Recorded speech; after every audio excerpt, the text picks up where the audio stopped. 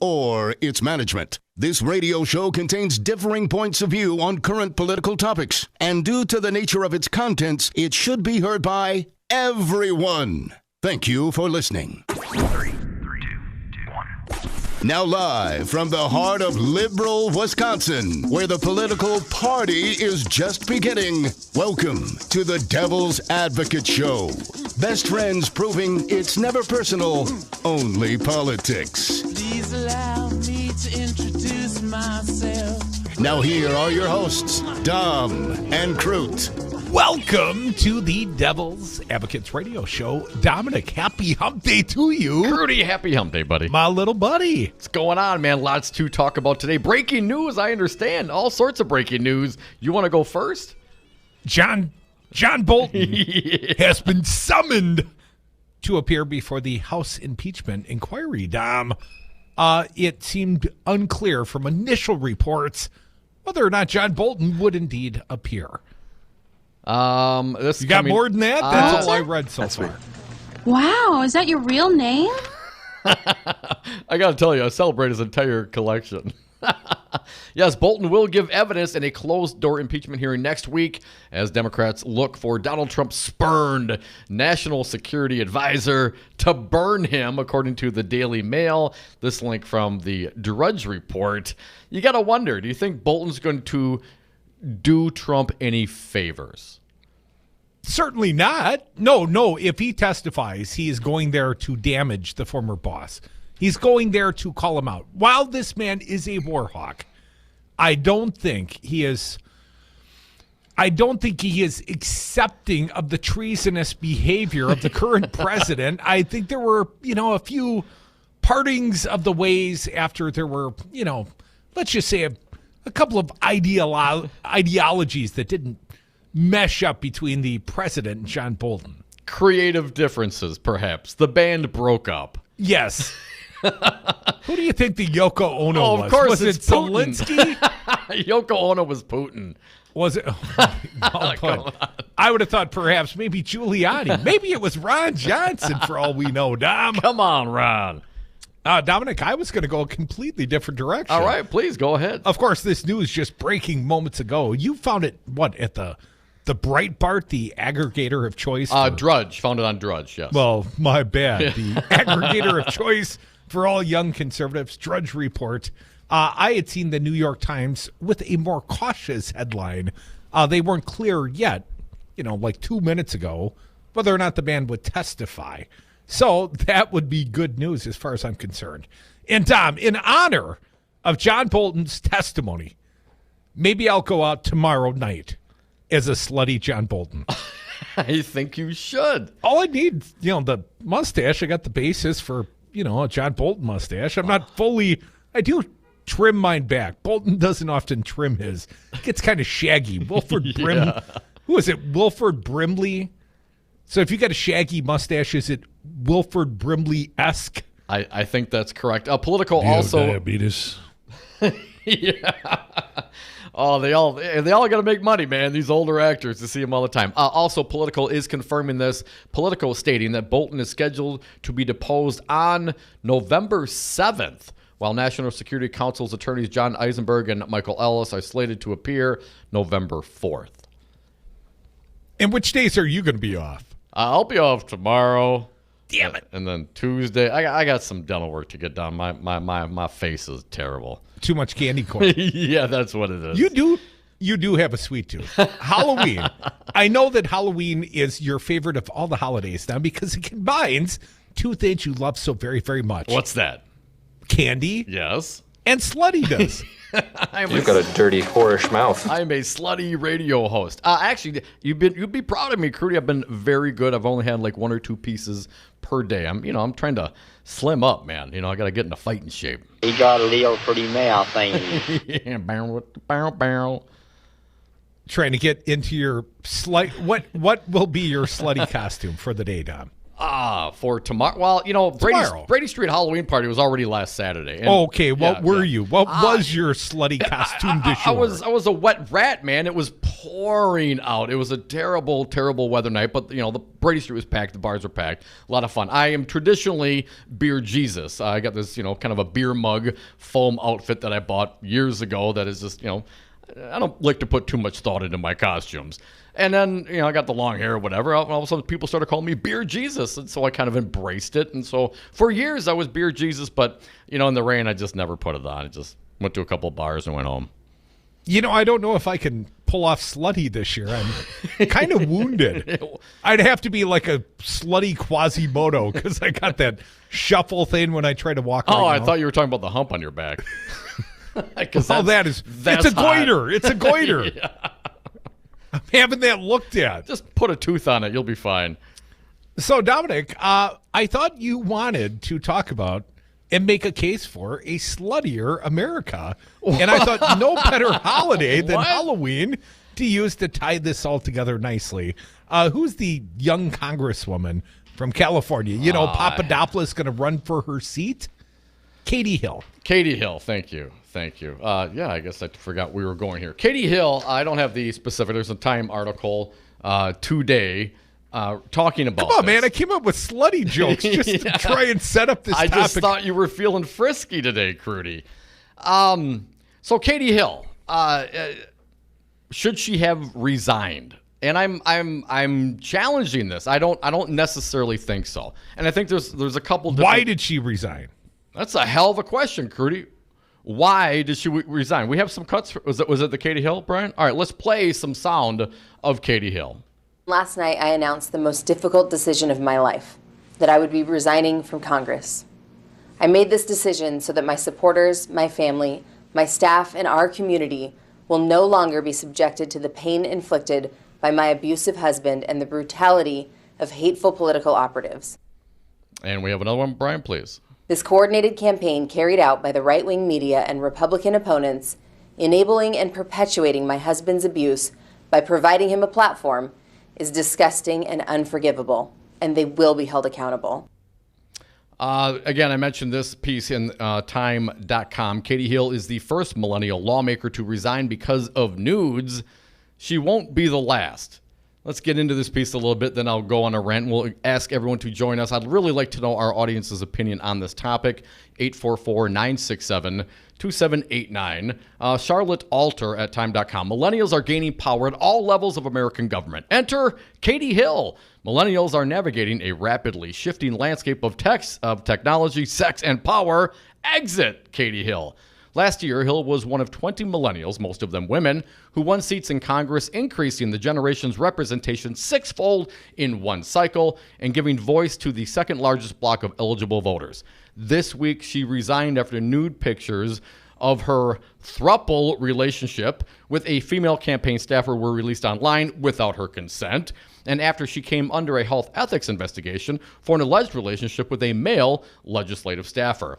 Now, what's a throuple? A throuple? A couple? Like three? I guess a threesome. Let's get into it. I know this is really, really strange territory for some of our conservative friends, but let's spell it out for them. Hill's case lands smack in the middle of the three-way intersection, get it, between tech, sex, and power. Technology has changed sex, sex has changed power, and power is newly vulnerable to strains of disgrace that didn't exist a decade ago. Technology provides new and humiliating ways to document sexual encounters, and all sexual encounters, especially when they involve a public figure, are now subjected to brutal public dissection. Hill may be the first millennial lawmaker to have to grapple with this particularly thorny 21st century code of conduct, but she won't be the last. Hill, who is openly bisexual, admits to the relationship, singular, with the female campaign staffer. She denies the relationship with the male legislative aide and has accused her abusive, quote-unquote, husband of orchestrating the smear campaign amidst their divorce. Crudy, since millennials live most of their lives online, it's only natural that their sex lives have gone digital as well, and Hill's no exception. One 2015 study found that 82% of adults had sexted in the last year, mostly with their partners in a committed relationship. But all those sexual messages can be easily weaponized by disgruntled exes or abusers. A 2016 study from the journal Data and Society found that 1 in 25 Americans, roughly 10.4 million people, have either had their photos posted without their consent or else had someone threaten to do so. For younger women, Crudy, that figure rose to 1 in 10. Throuple. Apparently, that is when you have a relationship including 3 people. But she is, denied the throuple. She was accused of the throuple by the conservative outpost, the Red State. They described it initially as a throuple relationship. Continuing on here, the weaponization of nudes is a 21st century sex crime, one that state and federal officials have done little to address. Hill's nudes, including one of her combing her campaign staffer's hair while naked. That was a little weird. I saw that. It was like a video. It wasn't a photo. It was an ongoing video, and she's sitting there naked, and the staffer's wearing clothes, but she's combing her hair, and they blurred out the womanly parts. But effectively, it struck me as a little weird, at least in the setting. It struck me as like an office setting, Don. Never had sex in the office, Crudy? I continue. Of course, these relate to the conservative blog and to the Daily Mail, which forced Hill to admit the affair and apologize. But for millennials who are young and single in the age of dating apps, leaked nudes may soon become ubiquitous and could eventually be considered as scandalous as a past divorce or a failed business. Just another part of life. The only person who seems to have a gripe is Katie Hill's soon-to-be ex, tweeted Matt Gaetz, a millennial Republican who opposes Hill on most political issues, but served with her in the Armed Services Committee. Who among us would look perfect if every ex leaked a photo or text? But Hill's case also illuminates the tricky nuances of workplace relationships in the Me Too era. The cultural reckoning with sexual harassment has cast a pall over many workplace relationships, and especially those between a boss and a subordinate. According to the new code of ethics, consent is impossible when there is a power imbalance involved. But it's worth noting that in Hill's case, no victim has come forward to allege abuse. Is it possible Matt Gaetz left sort of a confessional statement there? Maybe. Is there some what pics of Matt Gaetz floating around the interwebs, do you suspect? You never know. She admitted to her relationship with the female campaign staffer Morgan Desjardins, which is unethical and worthy of resignation, but not necessarily violate House rules because Desjardins is not her congressional staff. Okay, well, that makes so a someone specific else's staffer. Point. And she's been not accused. Her subordinate. She's been accused of having a relationship with legislative staffer Graham Kelly, which Hill has called absolutely false and which would likely violate new House rules preventing sexual relationships between members and staffers. But neither Desjardins or Kelly has come forward to accuse her of any misconduct. There is no allegation of coercion, harassment, or abuse, just the fact of one relationship and the allegation of another. If it weren't for the photos, Hill would likely have been able to ride this out. Dominic advocating for a sluttier America. Is that what it is? Are you going to? Are men sluts when they do it? I know you were in college. You and Joe. Hey, slut's a state of mind, man. 844-967-2789. No, I mean, come on. A consensual relationship between adults that is not a subordinate in the legislative office with a campaign staffer. Republicans have a problem with? How many Republicans are serving right now with way worse than this? You know, I asked for some Freddie Mercury on the way out. I should have been more specific. Come back with us. More Devil's Advocates on the other side. If I were to guess, I have one name in mind. Bolton? That's me. Wow, is that your real name? The guy was very, very angry and tired, and he wants to go home. That's so Ryan, I'm the exact same way, but it must be twice as hard for you being have the same name as him. I celebrate the guy's entire catalog. Tune in to Wisconsin's Political Talk on WRRD 1510 AM. Weekdays, hear the Earl Ingram Show from 6 to 9 a.m. Next, it's Stephanie Miller from 9 to 11. From 11 till 2, the Tom Hartman Program. At 2 o'clock, it's Matt Flynn Direct. From 3 to 6, the Devil's Advocates. And at 6, it's Busted Pencils, Brandy Grayson, and Maggie Dawn. Wisconsin's Political Talk. Listen online at newstalk1510am.com.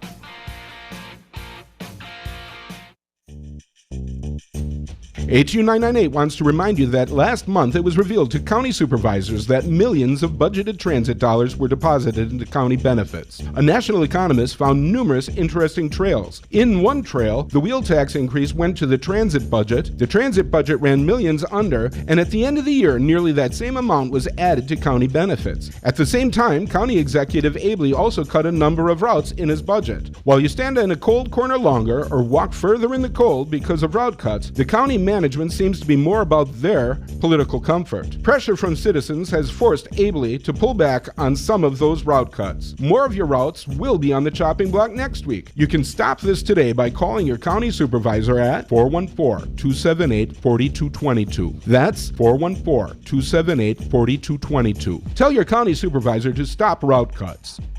This message paid for by ATU Local 998. You concerned about speaking up at work? Do you feel like you have no say in your day-to-day work routine? Join Teamsters Local 344. Call 414-258-4545. Get a seat at the table. Join your brothers and sisters in negotiating for better wages, hours, and working conditions, and be part of the most powerful union in North America. Teamsters Local 344 covers sales and service throughout Southeast Wisconsin and package and airlines statewide. Contact Teamsters Local 344 at 414-258-4545 or at local344.org.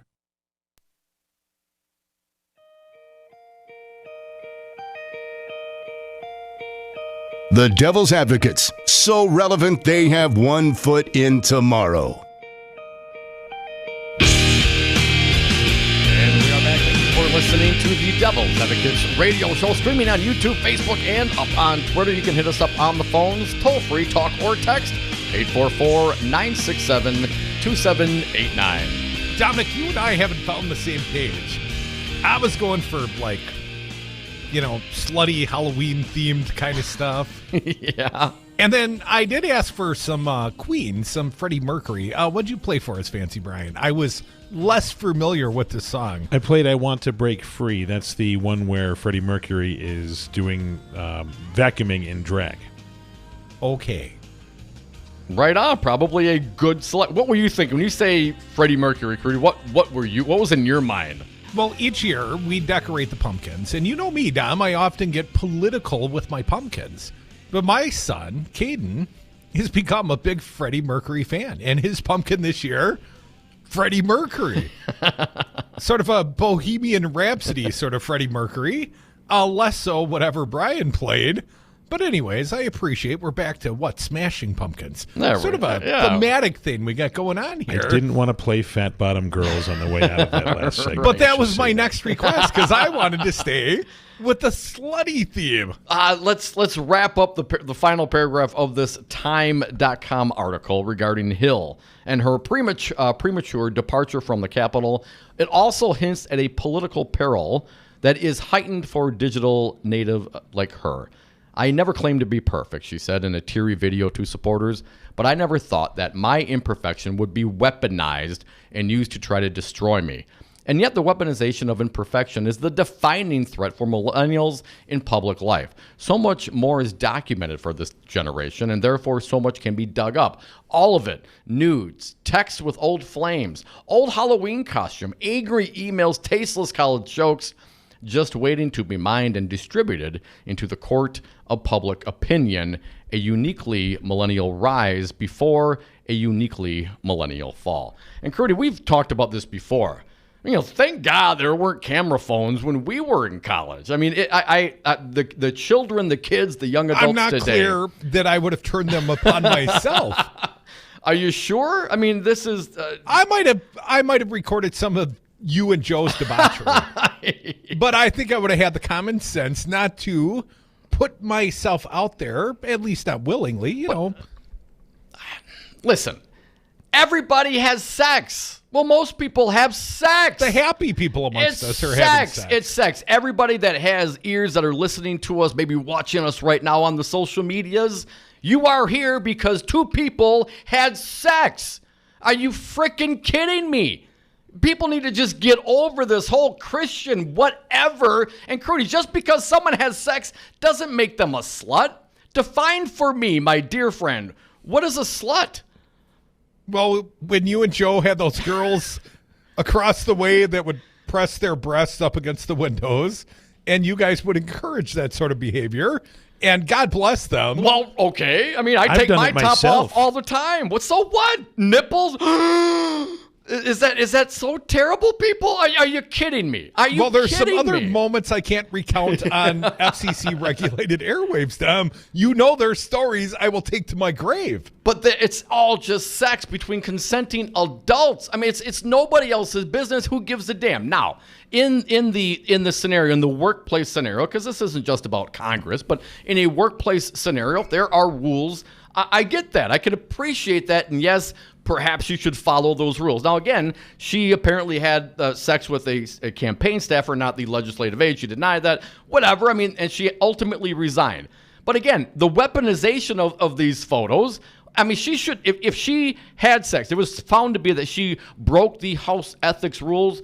I'm okay. I'm absolutely okay. That happens all the time. With the resignation. And I would suggest that other Republicans who are in similar or worse situations, perhaps they should also resign instead of fighting and dragging these things on and using taxpayer dollars to defend themselves. Come on, man. Republicans aren't going to resign for some minor ethics violation. These are relatively new ethics that have been put out there because people used to date the staffers all the time on the Hill, Dom. Right, and I understand that. This is not uncommon behavior. Sex is not uncommon.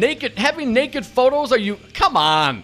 Really? Don't resign because of naked photos? So what? So what? If you're searching the internet for Hill's naked photos, that says more about you than it does about her. And the slut shaming and the putting these photos out against, there should be some legislation. If the Congress is going to do something, that should be the greater issue. I never thought I'd see the day when you and Matt Gaetz were either defending this congresswoman or perhaps being a little self-confessional. Come back with us. More Devil's Advocates. Al, you blew right through Al. Al was waiting patiently. Come on, Al, give us a call. Call you a slut. 844-967-2789. We'll be right back. Want to see the super sexiest political show on earth? Check out the Devil's Advocates on YouTube.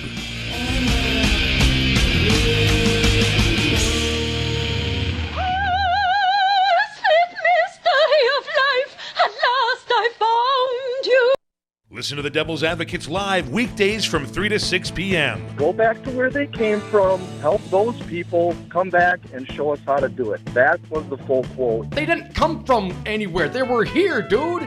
Are you employed, Chris? I am. Do you have an HR department? Yes, I do. I'm a union machinist. Oh, do you work with minorities? I do. If you walked up to one of your coworkers who was a minority, you told them to go back to where they came from, would HR have a conversation with you about that, do you think? It depends on the person, really. I mean, some people are... If somebody complained to HR about what you said, do you think they would have a conversation with you about that? Absolutely. Okay. But why? Why would they pull you off of your job to discuss this with you, and what do you think their beef would be? Because they're trying to protect the corporation from lawsuits. Lawsuit for what? Discrimination, racism. So if your coworkers, if you say it to your coworker, it could be described as discrimination or racism. But when the president says it to the world, it's not racist? No. Yikes. You are listening to WRRD 1510 AM, Waukesha, Milwaukee. Always streaming at newstalk1510am.com. From the Capitol in Madison, this is Wiz Politics Midday. Good afternoon. I'm Pat Poblete, and our report for Tuesday, October 29th is brought to you by Spectrum. Governor Tony Evers has signed an executive order creating a panel to encourage participation in the 2020 census. But first, Evers said that he's hopeful that, quote, we're going to put pressure on people to have them change their mind on the special session he called last week to address gun violence. Senate Majority Leader Scott Fitzgerald and Assembly Speaker Robin Vos were quick to reject the Gov's call to act on a red flag law and universal background checks in a special session next month, vowing they will stand to protect Second Amendment rights. And Fitzgerald pledged to gavel in and gavel out of session without taking up the pair of proposals. But Evers yesterday called on Fitzgerald and Vos to allow lawmakers to vote on the measures. Said Evers to reporters in Milwaukee, quote, "They're 2 people out of 132, and we cannot allow them to stand in the way of having the people of Wisconsin know exactly where their representatives stand on the issues. I think, frankly, just from a political point of view, I think it's crazy that they would decide that 80% of the people in the state of Wisconsin should just go jump in the lake." Additionally, all 3 state Supreme Court candidates will meet in a forum for the first time at a November 19th event hosted by Foley and Lardner in downtown Madison. The forum, featuring Marquette University Law School Professor Ed Falone, Dane County Judge Jill Karofsky, and Justice Daniel Kelly, will be moderated by Professor Michael Wagner of the UW-Madison School of Journalism and Mass Communications. Finally, speaking at a news conference yesterday, Evers noted that Wisconsin was among the national leaders in census participation rates in 2010. But the Gov added the newly formed Complete Count Committee would be necessary to reach out to the estimated 600,000 Wisconsinites the U.S. Census Bureau considers hard to count. The Census Bureau defines hard to count populations as those that are difficult to locate, contact, persuade, or interview.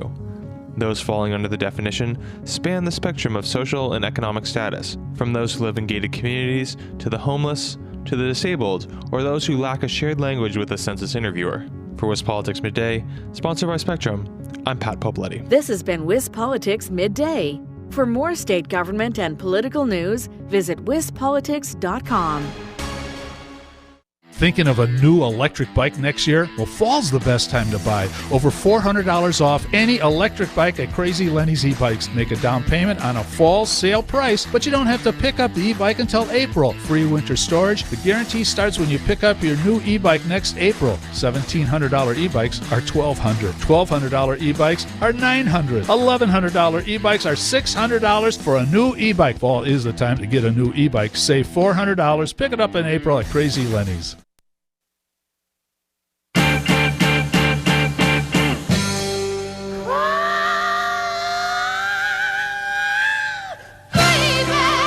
Warning, listening to the Devil's Advocates may expose you to opposing views. Welcome back to the Devil's Advocates radio show. Dominic, it's never personal. It's only politics. There should be no crying around here. No crying in politics. You know, we know some snowflakes. They call us occasionally, complain, whine, but crying almost exclusively not allowed.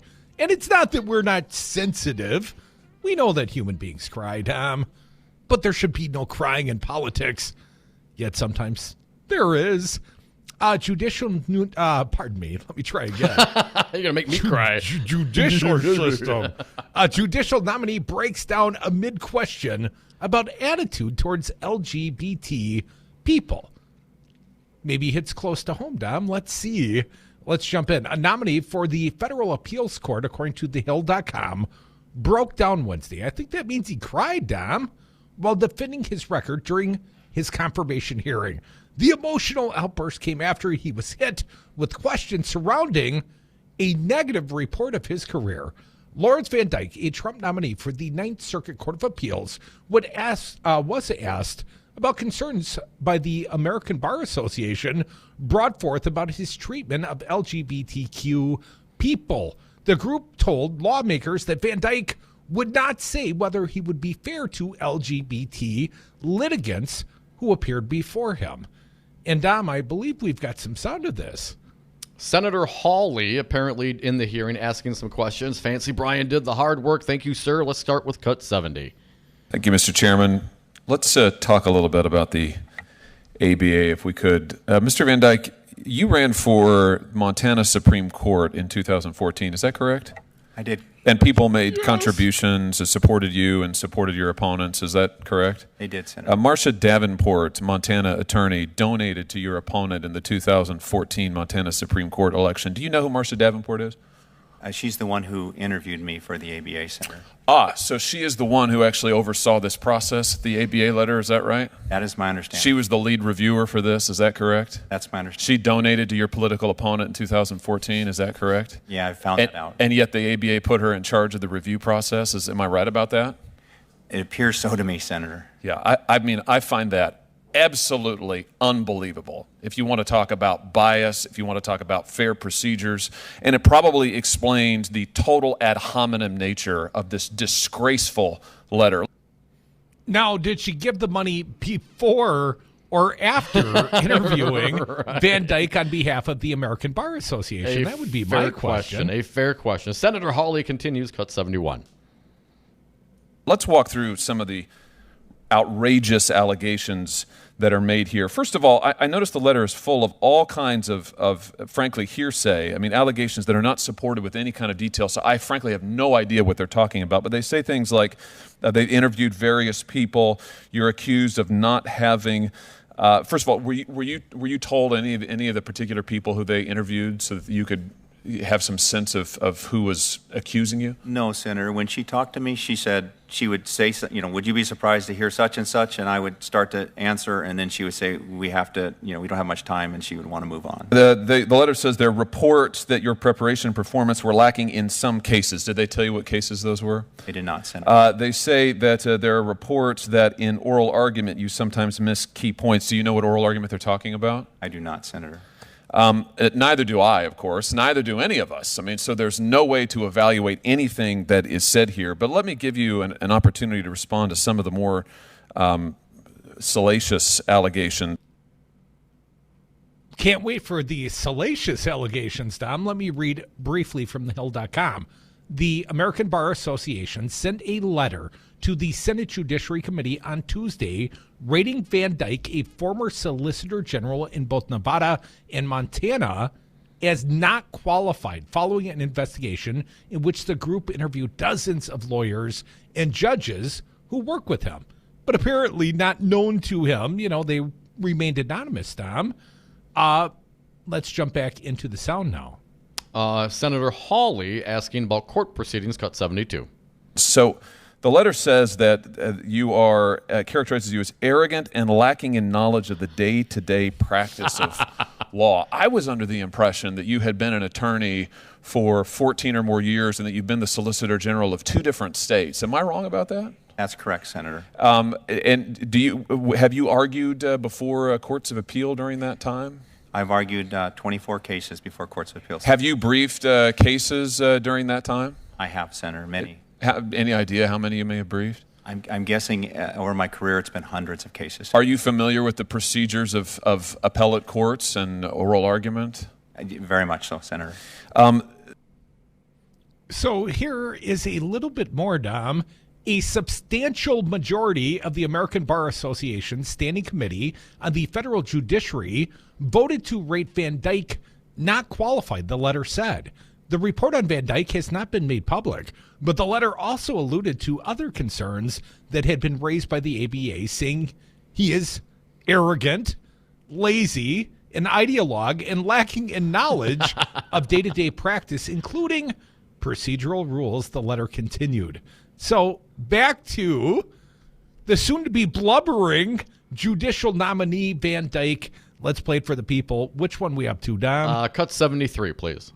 The letter also says that you would not commit to being fair to litigants before you, notably members of the LGBTQ community. Can you speak to that? Did you say that you wouldn't be fair to members of the LGBT community? Senator, that was the part of the letter.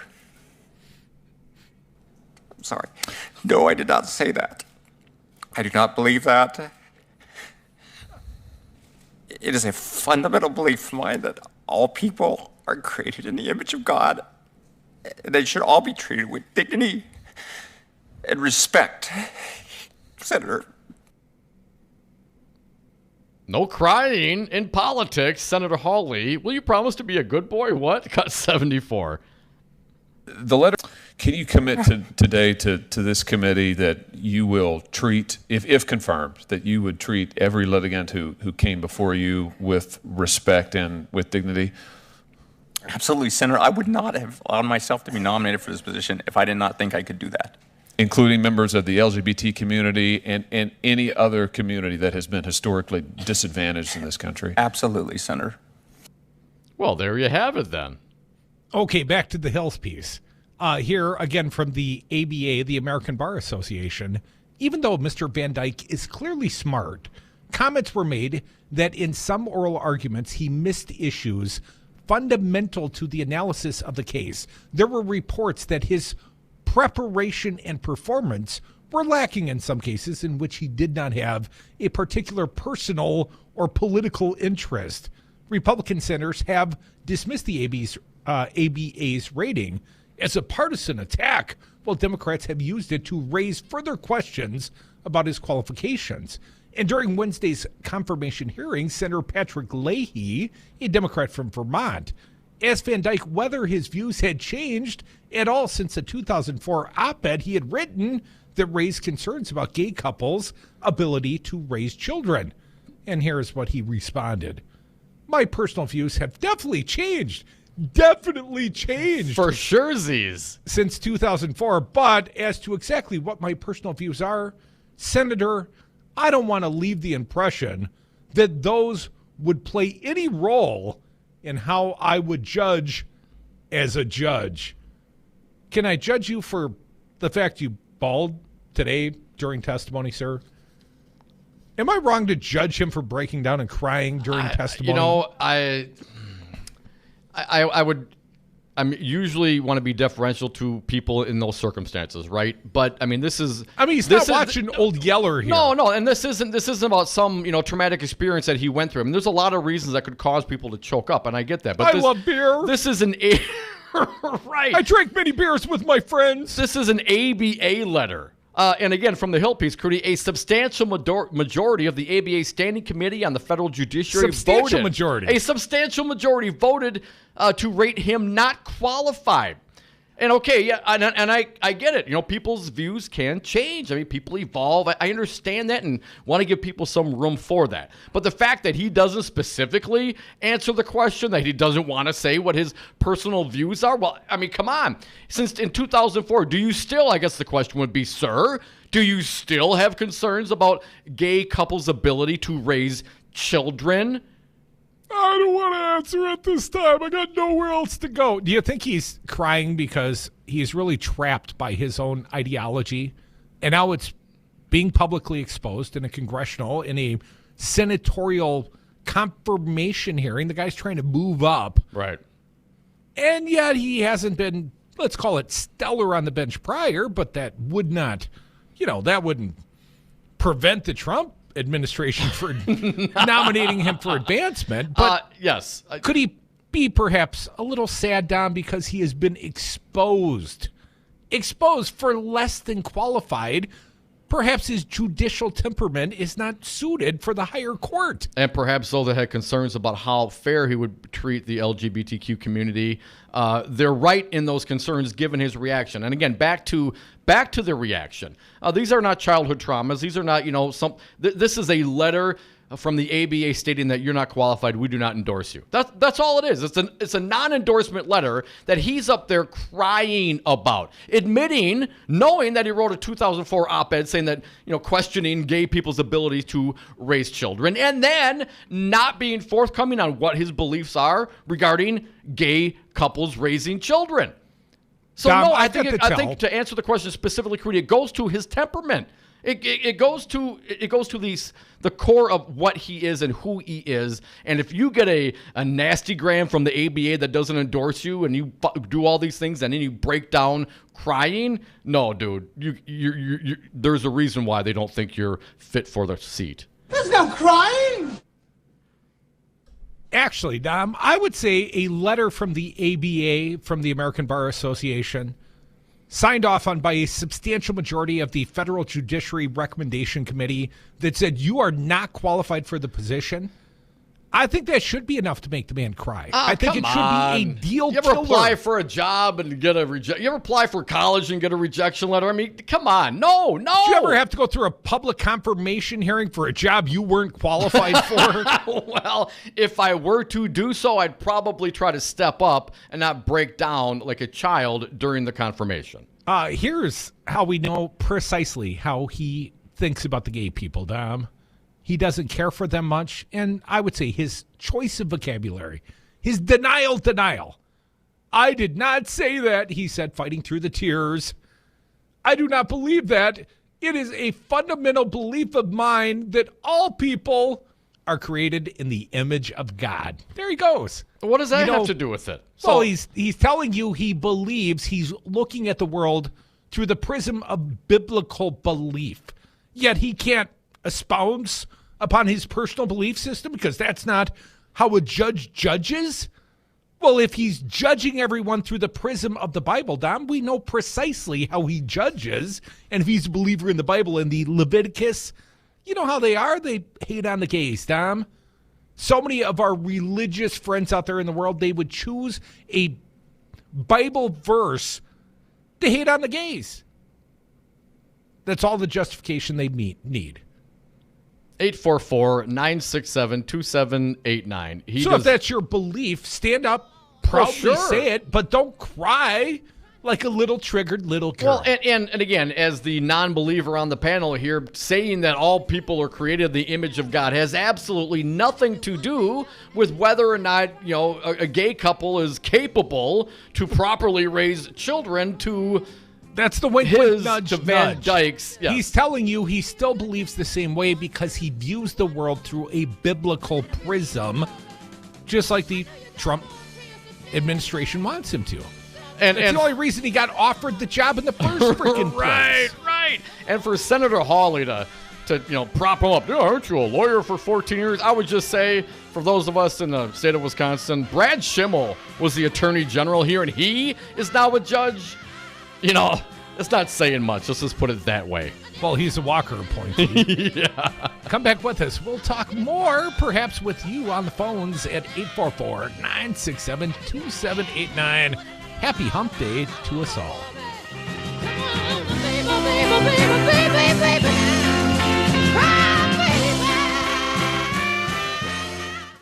I drank beer with my friends. Are you crying? Are you crying? Sometimes I had too many beers. Stop crying, you sniveling ass. Idiot. They hire usually good people.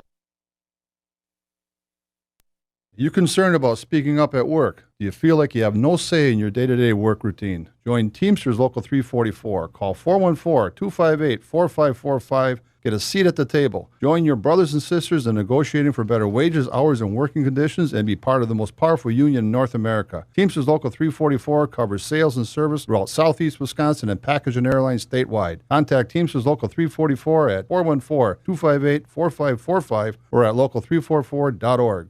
Five Nines, your local single-source IT solutions provider, specializing in cloud technology, consulting, servers, networks, and hosting. We manage your IT so you can focus on running your business. Enjoy technology. Enjoy 59s.com. Madison Liquidators has officially moved into a bigger, nicer showroom off Pleasant View Road in Middleton, and they are proud to announce they have expanded to provide educational and healthcare institutional furnishings. They have great new offerings of quality new office furnishings from industry leaders like Groupe Lacoste and Via Seating, and you can see the expanded and extensive inventory of used furniture online at MadisonLiquidators.com, or you can call Kelly and have her help you make a plan for your new space. Start today at MadisonLiquidators.com and tell them you heard them on Talk 92.7 FM.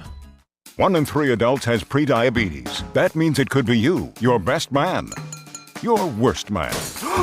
Take the risk test at doihaveprediabetes.org to know where you stand. Brought to you by the Ad Council and its Prediabetes Awareness Partners.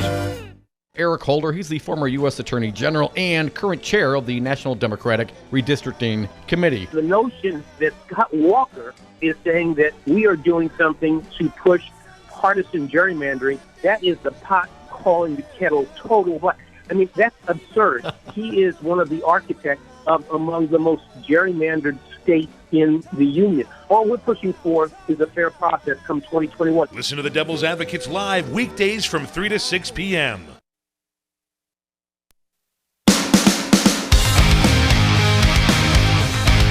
60% of the time, they're right every time. Dom and Cruz are the Devil's Advocates. And we are back. Thank you for listening to the Devil's Advocates radio show, streaming on YouTube, Facebook, and on Twitter. You can hit us up on the phones at 844-967-2789. Dominic, want to talk about the victimization of the American right. Oh, the poor right. They're all quite snowflakish.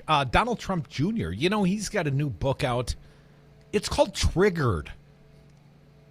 A litany of trolling and insults worthy of his father, as the review at The Guardian says. The First Son's 294-page rant against American liberals. Pages? I can handle things. I'm smart. Is more notable for what it doesn't say than for what it does. Tom, I think we should jump in here for just a minute. Ed Pilkington and others review the fine book by Don Jr., in Triggered, how the American left, how the left thrives on hate and wants to silence us. The eldest son of U.S. President blasts a high-pitched rant against American liberals, who he accuses of turning the country into a socialist monument to political correctness. The U.S. government has been infected with anti-Semitism, Donald Trump Jr. writes in the 294-page book that will be published next week. Angry mobs are now in charge of major media outlets. Political correctness has taken hold, and here's a quote: "We have completely ceded control of what we can and cannot say in public to the left." Yeah, see this show.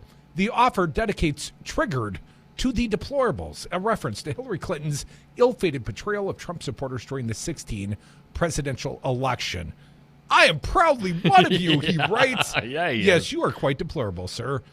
But a more accurate description of the book, a copy of which has been obtained ahead of its publication by The Guardian, might be that it reveals its author to be every bit as devoted to partisan trolling, childish insults, and grudge-holding as his father in the Oval Office. Even the title... I'm smart and I want respect! Even the title, Triggered, is designed to make the veins on the foreheads of liberals pulsate. Playing on that idea, Trump Jr.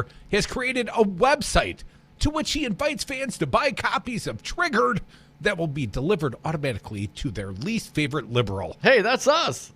At $21 a copy, that's an expensive ruse to upset Clinton, Nancy Pelosi, or Mitt Romney, the Republican senator and Trump critic who is provocatively included amongst the 6 liberal targets. Trump Jr. tells readers he did not set out in writing Triggered to offend anyone, which is surprising as he does such a good job at precisely that. Special counsel Robert Mueller is a feeble old man at the head of a crooked investigation. Conservative commentator Bill Kristol is a rat. The squad of 4 left-wing congresswomen that include AOC should be renamed Hamas Caucus, and George W. Bush is a loser like Romney. As for CNN, the news channel that the U.S. president has made his media whipping boy, its newscasters are nothing less than, let's just say, full of guano. Historians of the Trump era are unlikely to find much solid material to mine within Triggered. Though the author follows his father's protocol in attacking the former FBI director James Comey, he barely mentions what he calls the infamous Trump Tower meeting, which supposedly exposed me as a Russian spy. In that meeting on June 9th of 2016, Trump Jr., his brother-in-law Jared Kushner, and the campaign chair Paul Manafort met a Russian lawyer with links to the Kremlin who said she could offer dirt on Hillary Clinton. Nor does Trump Jr. discuss his infamous reply to an email setting up the meeting. If it is what you say, I love it. Love it. Especially later in the summer. He also, like his father, appears to play a little fast and loose with the facts. Trump Jr. accuses Comey of alerting the press to the supposed importance of the Steele dossier, a file opposition research on links between Trump and Moscow, after briefing the president-elect about it. But in doing so, he misstates the date by a year. All Comey had to do, he writes, was hand the phony dossier to the president-elect during an official visit, and then the leak, the visit to the press, Presto changeo, in that moment, on January 7th of 2016, the dossier went from a pile of garbage to a document in an official intelligence briefing. In fact, the FBI came into possession of the Steele dossier on December 9th of 2016 when the Republican Senator John McCain handed it to Comey. Concerned about Russia's untroubled response to sanctions imposed by Barack Obama, and knowing the media had copies of the dossier, Comey and other officials briefed the White House on or about 5 of January 2017. Comey then briefed Trump on 6 January 2017, an encounter that would stay out of the public sphere until it was described in Comey's own book, A Higher Loyalty. BuzzFeed, which obtained the dossier from a McCain aide in December of 16, published it in full on January 10th. And in tune with this fleeting mention of the June 2016 Trump Tower meeting with the Russian lawyer, Trump Jr.'s book is notable as much for what it doesn't say as for what it does. He praises his father for the way he encouraged ordinary working people among his staff, but avoids referring to the dozens of Trump employees who were undocumented immigrants. You're the best son money can buy. And triggered attacks Gavin Newsom, the governor of California, for his immigration policy, without mentioning that Newsom's former wife, Kimberly Guilfoyle, is now Trump Jr.'s girlfriend. One of the more striking aspects of the book is the way in which Trump Jr. portrays himself as a victim of liberal political correctness. I'm essentially not allowed to have an opinion anymore, let alone express that opinion in public, he writes.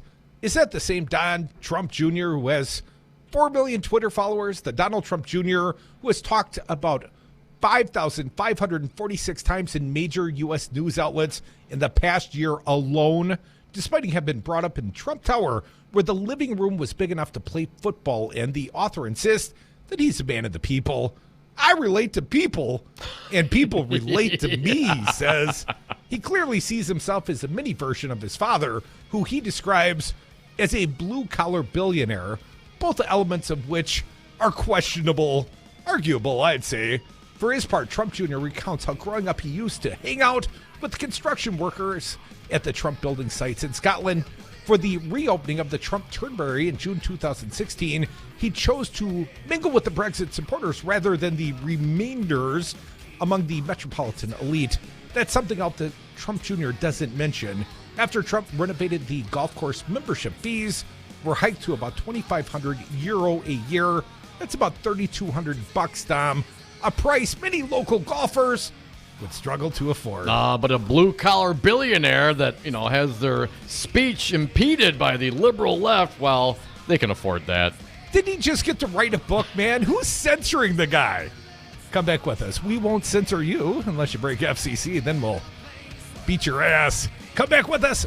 Phone lines open, 844-967-2789.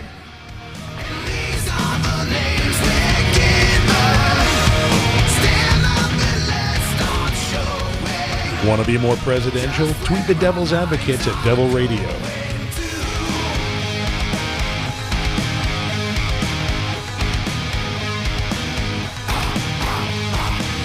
You're the best son money can buy. I was kept pretty much in the dark. He goes home now to mommy. I can handle things. I'm smart. They hire usually good people. Thinking of a new electric bike next year? Well, fall's the best time to buy. Over $400 off any electric bike at Crazy Lenny's e-bikes. Make a down payment on a fall sale price, but you don't have to pick up the e-bike until April. Free winter storage. The guarantee starts when you pick up your new e-bike next April. $1,700 e-bikes are $1,200. $1,200 e-bikes are $900. $1,100 e-bikes are $600 for a new e-bike. Fall is the time to get a new e-bike. Save $400. Pick it up in April at Crazy Lenny's. Tune in to Wisconsin's Political Talk on WRRD 1510 AM. Weekdays, hear the Earl Ingram Show from 6 to 9 a.m. Next, it's Stephanie Miller from 9 to 11. From 11 till 2, the Tom Hartman Program. At 2 o'clock, it's Matt Flynn Direct. From 3 to 6, the Devil's Advocates. And at 6, it's Busted Pencils, Brandy Grayson, and Maggie Dawn. Wisconsin's Political Talk. Listen online at newstalk1510am.com. You are listening to WRRD 1510 AM, Waukesha, Milwaukee. Always streaming at newstalk1510am.com. Fires rage. Bolton called. I'm Mike Moss. Hurricane-force winds are spreading California wildfires. Correspondent Jim Roop reports forcing more people to have to evacuate. Unfortunately, it was about the worst time it could happen. Ventura County Fire Chief Mark Lorenzen says 40-mile-per-hour sustained winds with 70-plus mile-per-hour gusts pushed the fire through the bone-dry brush, causing about 26,000 people to be evacuated. Evacuations were also ordered out of the path of the Hill Fire in Riverside County. Governor Gavin Newsom announced again the procurement of yet another federal FEMA grant to help the victims of these new fires. In the impeachment inquiry, former National Security Advisor John Bolton is among 3 new witnesses being called to testify. More from correspondent Caitlin Collins. He's been asked to testify next week on November the 7th. House impeachment investigators have invited the former National Security Advisor, who has been famously silent as all of this is ramped up. So the issues surrounding, of course, this call. The now infamous July 25th phone call between President Trump and Ukraine President Zelensky. Democratic Congresswoman Debbie Wasserman Schultz today accused Citizenship and Immigration Services Director Ken Cuccinelli of pursuing white supremacists in his ideology. Declaring that I am not a white supremacist, as you alluded. You have had white supremacist nor is the policy. president. Okay. Facts matter. Yes, they do. Cuccinelli was on the Hill to answer questions about immigration. Also on the Hill, Federal Appeals Court nominee Lawrence Van Dyke burst into tears when asked about the Bar Association conclusion he was unfit because of bias concerns against LGBTQ litigants. It is a fundamental belief of mine that all people are created in the image of God. They should all be treated with dignity and respect. The Dow was up 115 points. I'm Mike Moss. So there's this guy named Have a drink at Regano's Roman Coin. This neighborhood corner tavern is as classic as the street it occupies. Family owned and operated since 1966, Regano's Roman Coin is located in a former Pabst Tide House on historic Brady Street, serving an array of craft beers with a focus on Wisconsin breweries. Also, weekly drink specials, trivia on Wednesdays, seasonal sporting events, parties hosted for all occasions, and pet friendly. Open 11 a.m. Tuesday through Friday, 10 a.m. Saturday and Sunday, closed on Monday. Regano's Roman Coin, Milwaukee's pet friendly, cash only ordering classic corner tavern. Democratic National Committee Chairman Tom Perez, I got to ask you, in what percentage did the fact that Real Resistance Radio, WRD 1510, the fact that you can come after bar with us on Brady Street, Tom, how much did that factor into the site selection of Milwaukee, sir? There's that old saying, what's good for General Motors is good for America. What's good for Resistance Radio is good for Wisconsin and good for America. So it was huge. Listen to the Devil's Advocates live weekdays from 3 to 6 p.m. Look at a decade of changes in our health. In the decade between 2007 and 2017, the age-adjusted death rate for drug overdoses was up 82%. Put another way, deaths per 100,000 people was about 12% in 2007. In 2017, it was 21.7%. Teenage birth rates between the ages of 15 to 19 fell by almost half. That's a record low. And in 2017, we spent almost $3 trillion on personal health care. That's a 3.8% increase from 2016. Pat Piper, Washington. Apple's warning owners of older iPhones and iPads if they don't update those devices to the latest software by Sunday, they will not be able to get on the internet. World Series Game 7 on tap in Houston tonight between the Astros and Nationals. Astros will pitch Zach Greinke against the Nets' Max Scherzer. I'm Mike Moss. Congresswoman Gwen Moore. You know, I thought it was really important to share with people my diagnosis of cancer. The Affordable Care Act is the kind of thing that's going to keep me alive for a long, long time. Why? Because they can't throw me off of my health insurance simply because I have cancer. The Affordable Care Act, Obamacare provided for that. They can't raise my rates and my premiums so high beyond community rating and beyond age rating. Obamacare created that. They can't cap the amount of benefits that they are willing to give me over a lifetime. I have medicine that costs $18,000 a month. They can't force me to pay out-of-pocket costs beyond a certain point. All of that happened because of Obamacare. Thank you, Obama. You can listen to the Devil's Advocates interviews at DomandCrute.com. Click on the podcast tab and select interviews. That's DomandCrute.com. For WRRD and WTTN, I'm Stu Daniels with your headlines. In an effort to reduce reckless driving in Milwaukee, the State Assembly's Committee on Local Government voted 8-1 yesterday to move forward Assembly Bill 365, the Safe Roads Saves Lives Act. The bill is sponsored by Milwaukee State Representative David Crowley. If the bill becomes law, it would allow Milwaukee police to use red light cameras and speed enforcement cameras at high-risk intersections and highways. The bill can now be scheduled for discussion and a vote by the full assembly. And the Bucks are in Boston tonight to take on the Celtics. Forecast for Milwaukee and Madison. Tonight, rain mixed with snow, lows around 32 in Milwaukee, 28 in Madison. You're listening to WRRD and WTTN, Wisconsin's Political Talk.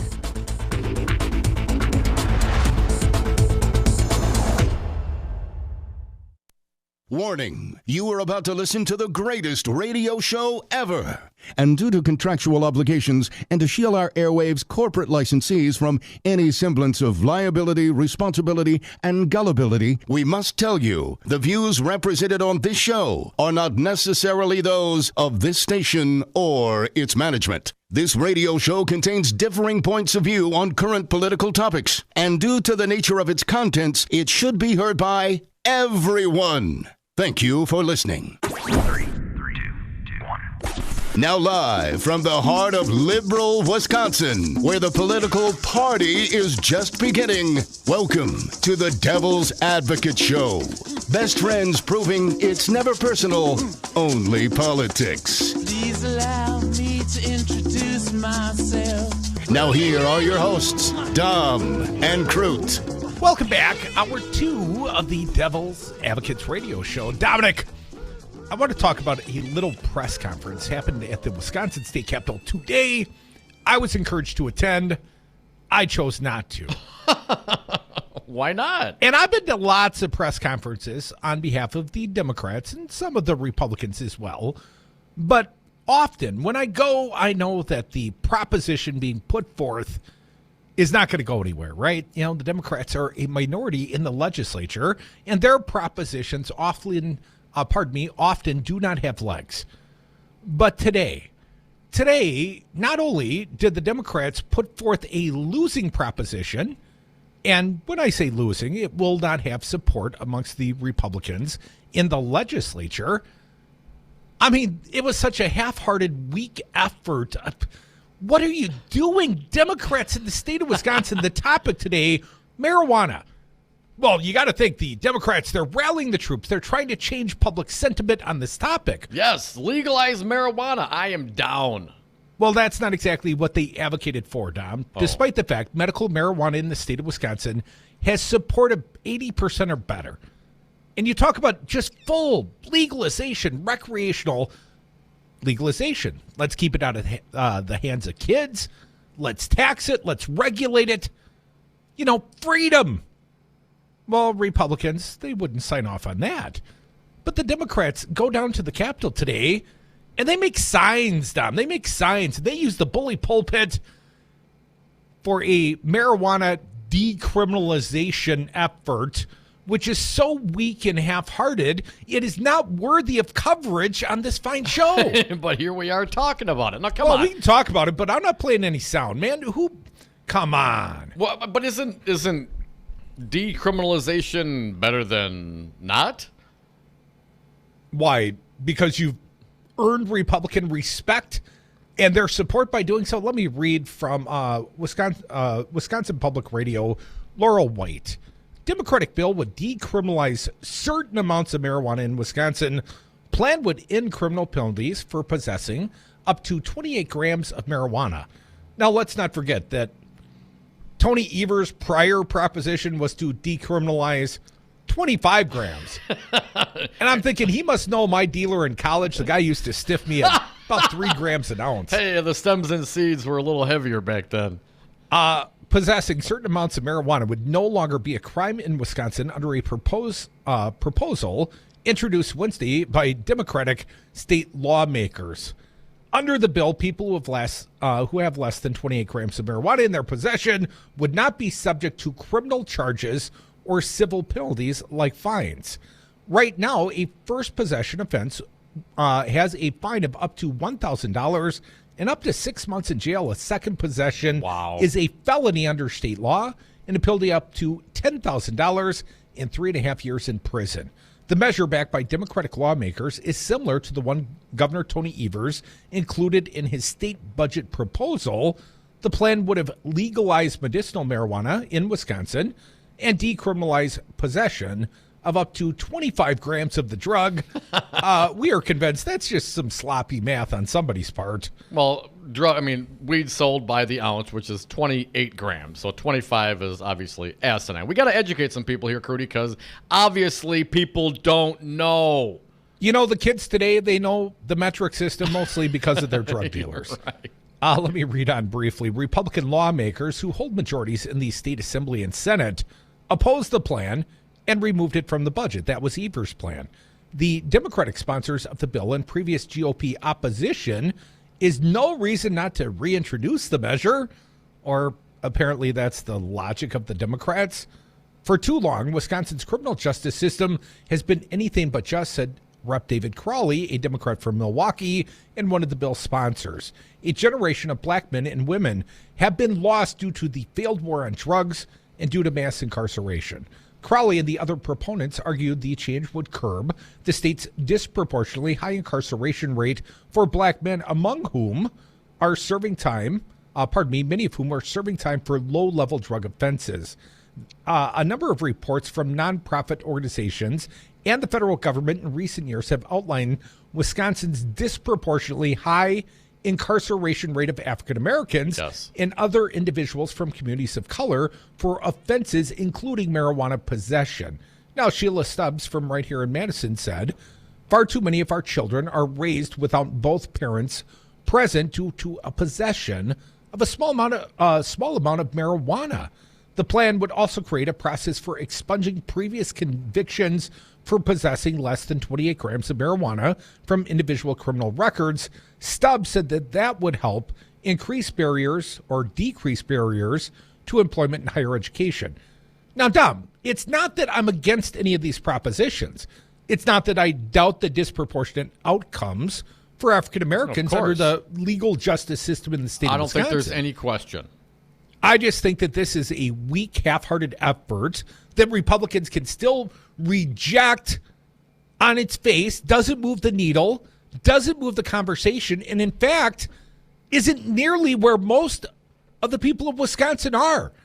I mean, if you're not even going to advocate for full legalization, Tony Evers, are you ever going to come to where the people are, Tony? I get it, medicinal and decriminal. And, you know, if they want to take it out of my budget, that's nothing worth vetoing over.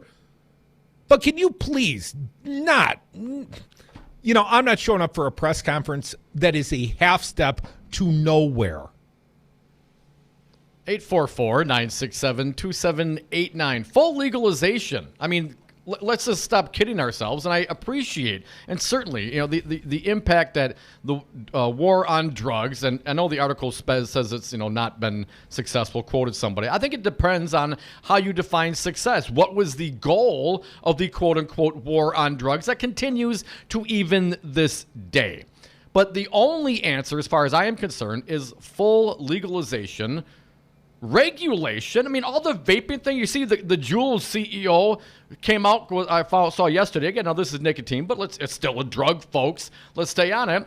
He didn't give a damn about some tainted carts, right? Everyone's messed up. We have tainted carts, and this is happening with the regulated market. Imagine what's going on in an unregulated black market. Republicans, the black market, the true capitalistic system, and I don't see any Republicans saying they want the black market to thrive here. So let's regulate it. Let's get it safe. Let's be able to go out and order what we want, like we can when we go buy a cigar, when we go buy cigarettes, when we get chewing tobacco, when we decide to buy a beer or some booze. We know that when we buy those things, they are regulated. We know that they are tested. We know that those products are safe and they're taxed and they employ people.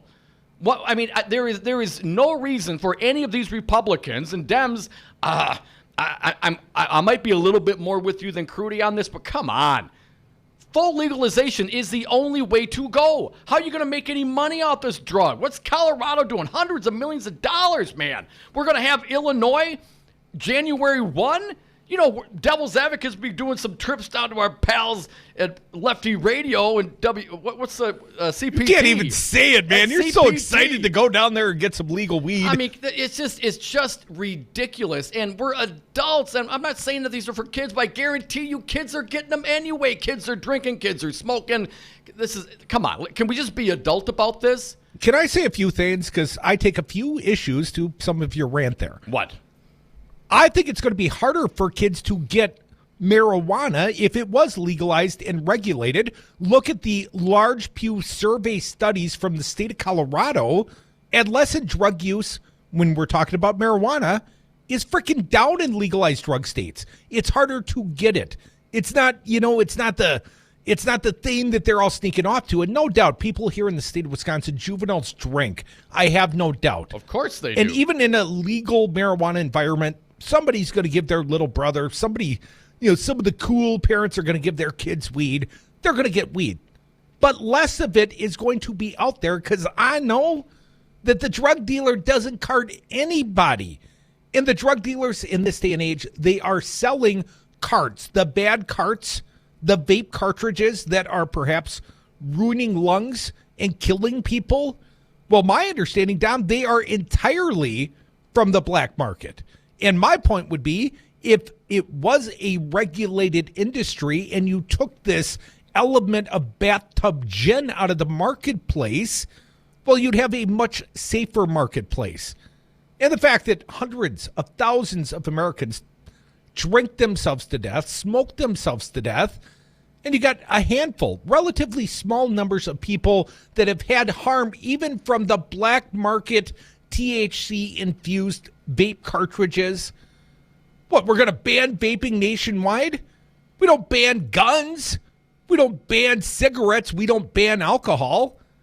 Still, even if you consider the black market vaping deaths, it's still a much safer product than what is currently out there on the market at your local liquor store and convenience stores.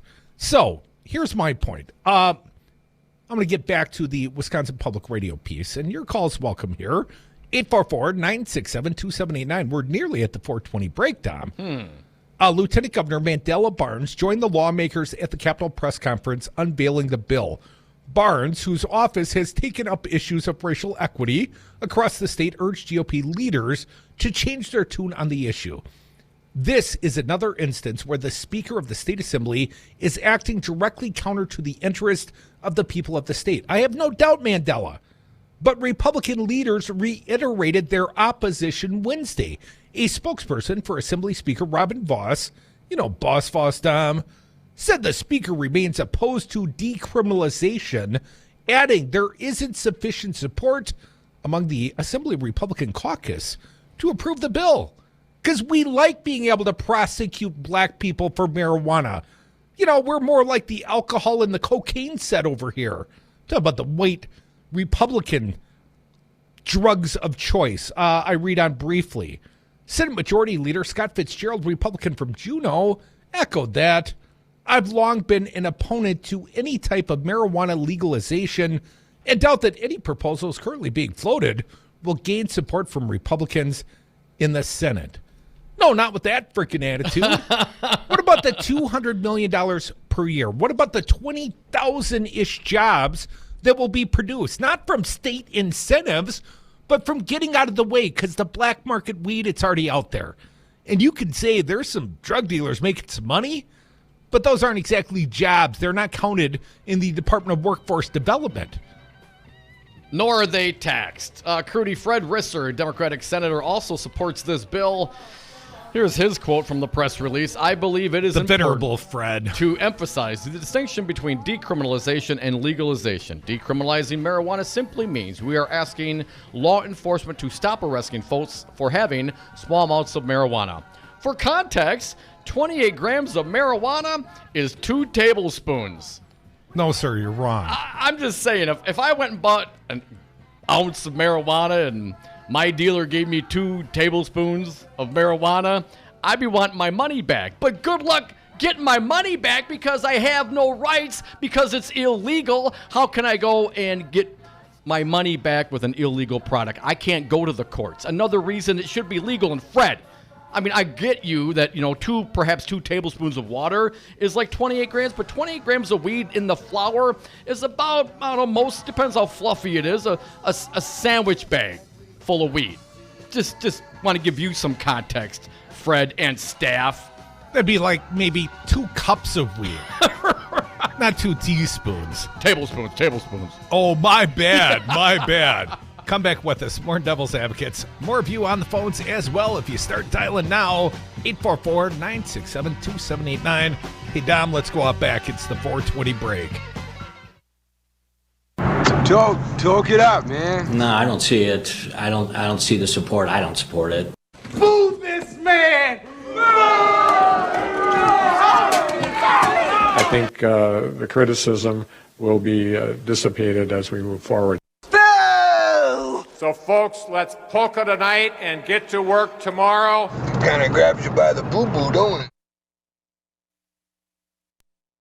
Thinking of a new electric bike next year? Well, fall's the best time to buy. Over $400 off any electric bike at Crazy Lenny's e-bikes. Make a down payment on a fall sale price, but you don't have to pick up the e-bike until April. Free winter storage. The guarantee starts when you pick up your new e-bike next April. $1,700 e-bikes are $1,200. $1,200 e-bikes are $900. $1,100 e-bikes are $600 for a new e-bike. Fall is the time to get a new e-bike. Save $400. Pick it up in April at Crazy Lenny's. You concerned about speaking up at work? Do you feel like you have no say in your day-to-day work routine? Join Teamsters Local 344. Call 414-258-4545. Get a seat at the table. Join your brothers and sisters in negotiating for better wages, hours, and working conditions, and be part of the most powerful union in North America. Teamsters Local 344 covers sales and service throughout Southeast Wisconsin and package and airlines statewide. Contact Teamsters Local 344 at 414-258-4545 or at local344.org. HU998 wants to remind you that last month it was revealed to county supervisors that millions of budgeted transit dollars were deposited into county benefits. A national economist found numerous interesting trails. In one trail, the wheel tax increase went to the transit budget. The transit budget ran millions under, and at the end of the year, nearly that same amount was added to county benefits. At the same time, County Executive Abley also cut a number of routes in his budget. While you stand in a cold corner longer or walk further in the cold because of route cuts, the county management seems to be more about their political comfort. Pressure from citizens has forced Abley to pull back on some of those route cuts. More of your routes will be on the chopping block next week. You can stop this today by calling your county supervisor at 414-278-4222. That's 414-278-4222. Tell your county supervisor to stop route cuts. This message paid for by ATU Local 998.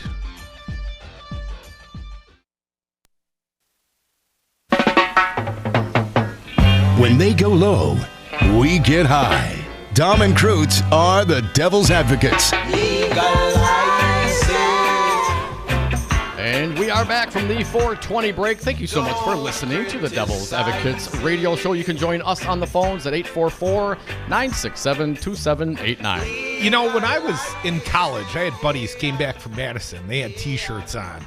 Too big to be scared. You know, the old State Street, now they call it Freak Fest. I guess they had it last weekend as well. Our little Freak Fest happens each weekday right here between 3 and 6, especially when you call us at 844-967-2789. Dick, hold tight for just a minute. Dom, I don't know if we got this one in yesterday. Speaker Robin Vos, in Wisconsin, public support is high for marijuana, and multiple surrounding states have legalized the drug in some form. News 3, I got a Channel 3000 website post, is taking a closer look at what it would take to legalize medical marijuana in the Badger State, which is a half step in its own regard. But let me read on. Republican Assembly Speaker Robin Vos, who has said repeatedly that he's open to medical marijuana with an asterisk, exclusively shared his plans for future legalization legislation with News 3 Now. Here's what he said. I hope the people who want medical marijuana respect the fact that we are trying. No, you get no respect for trying. And it's not an easy task, that we're going to do our very best. You got like 80% support. Don't try accomplish something. The speaker said he wants the drug to be legalized for medicinal purposes in a limited way that doesn't involve a marijuana shop on every corner. He has some conditions, though. He does not support the current proposal by Republican Senator Patrick Testin and Democratic Reps Chris Taylor and Senator John Erpenbach, calling it way too broad, way too cool. Voss said he will not support a bill that allows people to grow weed themselves. Oh, come on. No homegrown. Instead, he wants medical marijuana to be supplied and regulated more like a prescription painkiller. Perhaps more like the opioids. You know, Purdue Pharma, they've done a great job up until now. Pharmacies got to get their money, man. If everyone's growing their own weed, how can they make any money? Well, here's what Robin Voss said. It shouldn't be smoked. It should be taken in a pill form. It shouldn't even be edible so a child could get at it. Because children never get pills. Never take pills. That never happens. Anyways, Democratic Governor Tony Evers included a much broader version of medical marijuana legalization in his state budget, which he didn't fight for. The provision was stripped from the state's 2-year spending plan by Republican lawmakers. And here we sit with about 80% support and no hearing. And Robin Voss wants what, pills? Come on, Robin Voss. It's a joke. Is he getting paid off by the pharmaceutical industry as well? Of course he probably is. You know, instead of saying, well, we don't think this should happen or that should happen, they should have to defend. Why do you get to be the ones to decide whether or not arbiters we can... Yes, of whether or not I can enjoy my life, liberty, and happiness. What a joke. They need to... And your medicine, quite frankly. Dick from Madison, you're up. Thanks for calling. What do you got today? Well, I think you're missing the point, guys. See, the Republicans are always meant for small business people, and they want to keep small dealers in business. The only thing is they want to just keep arresting them and putting them out of business. So, the whole thing is so ridiculous. You should be able to grow it in your garden. Oh, wait a minute. Don't tell anybody, Dick. Dick, what about the pill idea? Like somehow, some way that this is going to get processed by a pharmaceutical company, then it's okay. But, this is something that people can do on their own. It wasn't too long ago where you couldn't have microbreweries. You couldn't even brew your own beer in this country. We need to get away from that, Dick. What do you think? Yeah, exactly. How did Prohibition work out? And this is the same thing. It's just a joke. And Fred Risser shouldn't be chiming in on this at this point. I mean, it's a nice old guy and all, but Fred, no. Hey, Dick, for like $300, I can get you maybe 2 tablespoons of weed. Bring your checkbook. We'll head down to Illinois. Meet you, man. Hit the cash machine, Fred. We'll run you down to Illinois. We'll educate you right up. Quickly, Marquette University Law School poll showed 83% of respondents in Wisconsin support legalizing medical marijuana. 12% do not. That includes Speaker Voss. And amongst full marijuana supporters, Tom, legalization, 59% said the drug should be legal. 36% should not. And they're the squares. Come back with us. More Devil's Advocates. If politics is boring, you're doing it wrong. Check out more at DomandFruit.com. Try not. Do. Or do not. There is no try. Listen to the Devil's Advocates live weekdays from 3 to 6 p.m. Go back to where they came from, help those people come back and show us how to do it. That was the full quote. They didn't come from anywhere. They were here, dude. Are you employed, Chris? I am. Do you have an HR department? Yes, I do. I'm a union machinist. Oh, do you work with minorities? I do. If you walked up to one of your coworkers who was a minority, you told them to go back to where they came from, would HR have a conversation with you about that, do you think? It depends on the person, really. I mean, some people are... If somebody complained to HR about what you said, do you think they would have a conversation with you about that? Okay. Absolutely. But why? Why would they pull you off of your job to discuss this with you, and what do you think their beef would be? Because they're trying to protect the corporation from lawsuits. Lawsuit for what? Discrimination, racism. So if your coworkers, if you say it to your coworker, it could be described as discrimination or racism. But when the president says it to the world, it's not racist? No. Yikes. You are listening to WRRD 1510 AM, Waukesha, Milwaukee. Always streaming at newstalk1510am.com. Tune in to Wisconsin's Political Talk on WRRD 1510 AM. Weekdays, hear the Earl Ingram Show from 6 to 9 a.m. Next, it's Stephanie Miller from 9 to 11. From 11 till 2, the Tom Hartman Program. At 2 o'clock, it's Matt Flynn Direct. From 3 to 6, the Devil's Advocates. And at 6, it's Busted Pencils, Brandy Grayson, and Maggie Dawn. Wisconsin's Political Talk. Listen online at newstalk1510am.com. Hello, this is Christine from Voces de la Frontera with an important call to action. After months of community pressure, we've secured a special meeting of the Fire and Police Commission to create stronger policies of non-collaboration between the Milwaukee Police and immigration in order to keep families together, strengthen community trust, and promote public safety. Join us this Thursday, October 31st, 5 p.m. at City Hall. Si se puede. Dom, the Devil's Advocates are going on an adventure. Join Crute and I for our inaugural 420-2020 cruise from our friends at Expedia Cruise Ship Centers of Madison. We begin in the City of Angels with the Devil's Advocates reception on April 17th, departing the next day for a 7-night cruise with stops in Cabo San Lucas, Mazatlan, and Puerto Vallarta, Mexico on board a shiny new Carnival Panorama cruise ship. Expedia prices local service. Visit them on Madison's west side off Mineral Point Road or Google Expedia Cruise Ship Centers.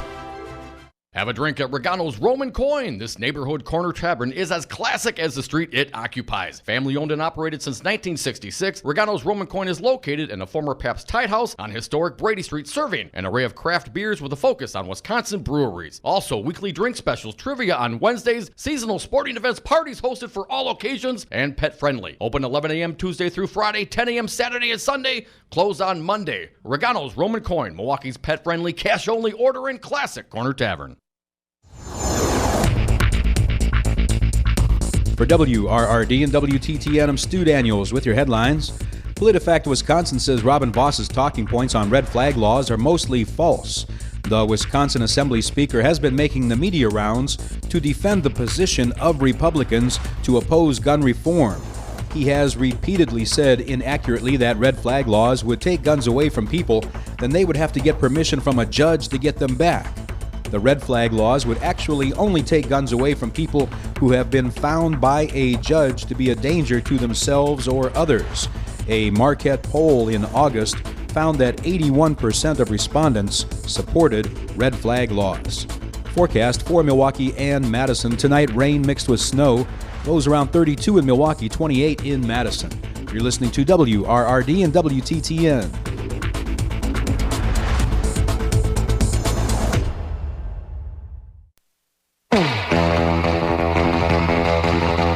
I don't know if you know the Devil's Advocates, but they are kind of a big deal. Welcome back to the Devil's Advocates radio show. Dominic, the offer of decriminalization of marijuana, which is quickly rejected by Wisconsin Republican leaders, thin gruel at best. Certainly not a sufficient remedy, not for what the people want. Anyways, that's why I am supporting Bernie Sanders. He has made a pledge to legalize marijuana within his first 100 days of the presidency, and I would say the entire nation would #feel the burn. But Dom, I'm going to pivot from Bernie to Birdie with a little Scott Walker bashing thrown in for good measure. Excellent. It takes a lot of talent. Watch how I do this, Dom. Okay. The headline at The Guardian: Republicans' mockery of Sanders and socialism backfires. Well, what Republican? In misused irony, Scott Walker pokes fun of a photo of Sanders and Rashida Tlaib at a food pantry in Detroit with empty shelves. Poppy Noor, I found this piece at The Guardian. Irony is a type of humor that is frequently misunderstood, and the word is therefore frequently misused. But when former Republican Governor Scotty Wanker used it on Monday, he didn't realize how ironic he was truly being. Poking fun at Senator Bernie Sanders on the campaign trail in Detroit with Representative Rashida Tlaib, both self-proclaimed socialist, Walker joked. And here's the tweet from the Wankinator. Anyone notice the backdrop behind at Bernie Sanders and at Rashida Tlaib? look like the empty shelves of a grocery store in many socialist countries? ? Irony, period. You're wrong. Excellent, Bertie. The right-wing blog Gateway Pundit also ran a piece mocking the poor choice of location for a photo opportunity entitled Perfect, all caps, exclamation point. Two radical Bernie Sanders and Rashida Tlaib stand in front of empty grocery store shelves and push socialism. After all, what could be funnier than laughing at people starving in poorer countries when you live in one of the wealthiest countries in the world, right? But what they didn't realize was the photo was taken at the last stop of a corporate greed tour, which Representative Tlaib takes Detroit visitors on. Sanders and Tlaib's final stop was at a food pantry where free food, water, and clothes are given to low-income families in Detroit. The pantry is on the other side of the city from some earlier stops at Marathon Oil in Little Caesars, which both received millions in tax breaks to expand into the city. Among other provisions, the pantry is running out of bottled water at the moment due to the fact that a number of families in Detroit have had their water shut off because they can't pay the bills. The Reverend Rosalind Boyer, the executive director of the Brightmoor Pantry, pointed out that the shelves were empty because of the overwhelming demand there is for food and water in Detroit. The pantry sees around 1,700 families a month. The pantry shelves are so empty because we are doing our job, because people need the food. That shows the inhumanity. America needs to do better. That's the sadness of it. The Reverend Boyer pointed out that many people in the need of food in the U.S. are employed, but with wages so low, they don't cover the bill. She said it was evil that someone who once held public office would laugh about that fact. Of course, she references Scott Walker. For this community, any community in America, to be without food and water, to constantly have to live with housing insecurity or water insecurity, it's so utterly ridiculous. It's so evil. It's evil in and of itself.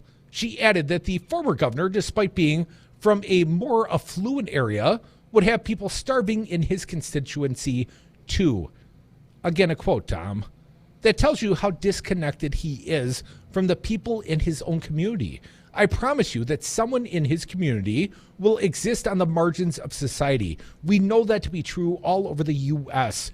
According to local reports, during Sanders' visits, he heard speeches from local students who had campaigned to get clean water in their schools and realizing that the water they were drinking was contaminated with lead. Sanders called out corporate greed in his speech at the pantry, lamenting a system that allows tax breaks for billionaires while the poor go hungry. He said, "Here in this campaign, we hear the word socialism a lot.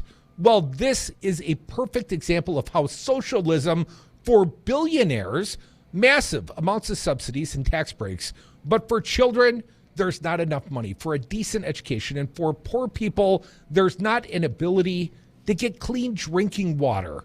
1 in 9 Americans lives with insecure access to food. In Wisconsin, where Walker was formerly governor, 1 in 5 children live with food insecurity." You know, go be in a cup. That was Scott Walker's remedy for everything, right? Go drug test welfare recipients. That'll teach them. When Walker tweeted this out, Rashida Tlaib, she tweeted back, "Shush, you're embarrassing yourself." And I have not seen on Walker's Twitter feed any sort of retraction or correction on this issue whatsoever. In fact, he has gone out of his way to tweet out several other things like socialism, food lines. See the connection with articles from CBS News about Cuba rationing. And let's see, he got another one here as well. A New York Times article, Soviet food shortages, grumbling and excuses. Scott Walker apparently standing by his concern, I guess, that this socialism, quote unquote, will lead to food lines, and, you know, without correcting the record, without acknowledging the fact that he was so very wrong on this particular issue with Sanders and Rashida Tlaib. So he's not backing down. And again, this is what? This is a former governor. How do governors get paid? Oh, that's right. He gets paid through the taxpayers. The governor's mansion, how does that work? Oh, that's right. That's sustained and managed for the governor by the American taxpayers. How about the security that he enjoyed? How about the Capitol? Oh, that's right.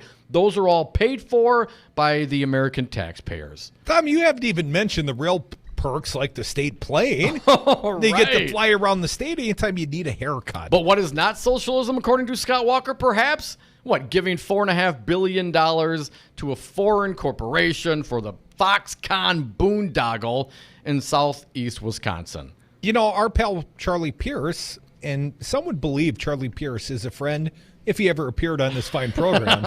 Charlie Pierce! Come on, Charlie. But Charlie Pierce writes at the Esquire, and he's got a new submission. Dom, Scott Walker's legacy of getting played by Foxconn lives on. You got this one? I do have this one, Crudy, and we did ask Charles to come on today. Haven't heard back yet, so the invite is Charlie there. Pierce! You can join us as well at 844-967-2789. Charles Pierce and the Esquire.com. Sure, he'll drink my booze on the road. A couple of old Wisconsin friends of the Shebeen are back in the news again. Thank the Lord, because it was hard around here without them. Scott Walker, the Google-eyed homunculus once hired by Koch Industries to manage their Midwest subsidiary, former known as the state of Wisconsin, has been particularly active both on the electronic Twitter machine and in real life. He's running some operation to ensure that gerrymandering stays in place, and he's also the head of the Young Americans for Freedom, that hoary old relic of the John Birch Society's heyday. Meanwhile, back in America's Dairyland, his most conspicuous legacy continues to be the biggest bag of magic beans ever sold to an allegedly sentient politician.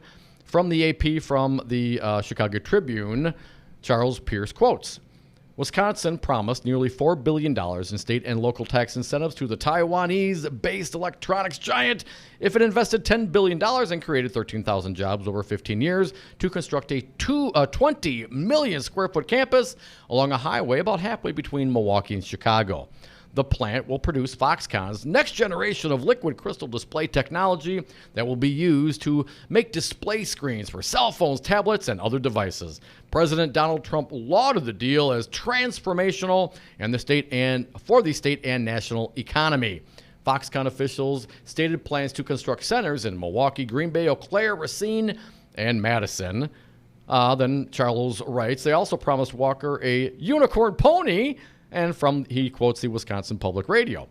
Not long after Foxconn Technology Group announced plans to build a massive manufacturing facility in southeast Wisconsin, the tech giant began making promises to share its model for economic development across the entire state. But 18 months after purchasing its first building in downtown Milwaukee, there is little evidence that what Foxconn calls its innovation centers are moving forward. In addition to Milwaukee, innovation centers have been announced in Green Bay, Eau Claire, Racine, and Madison.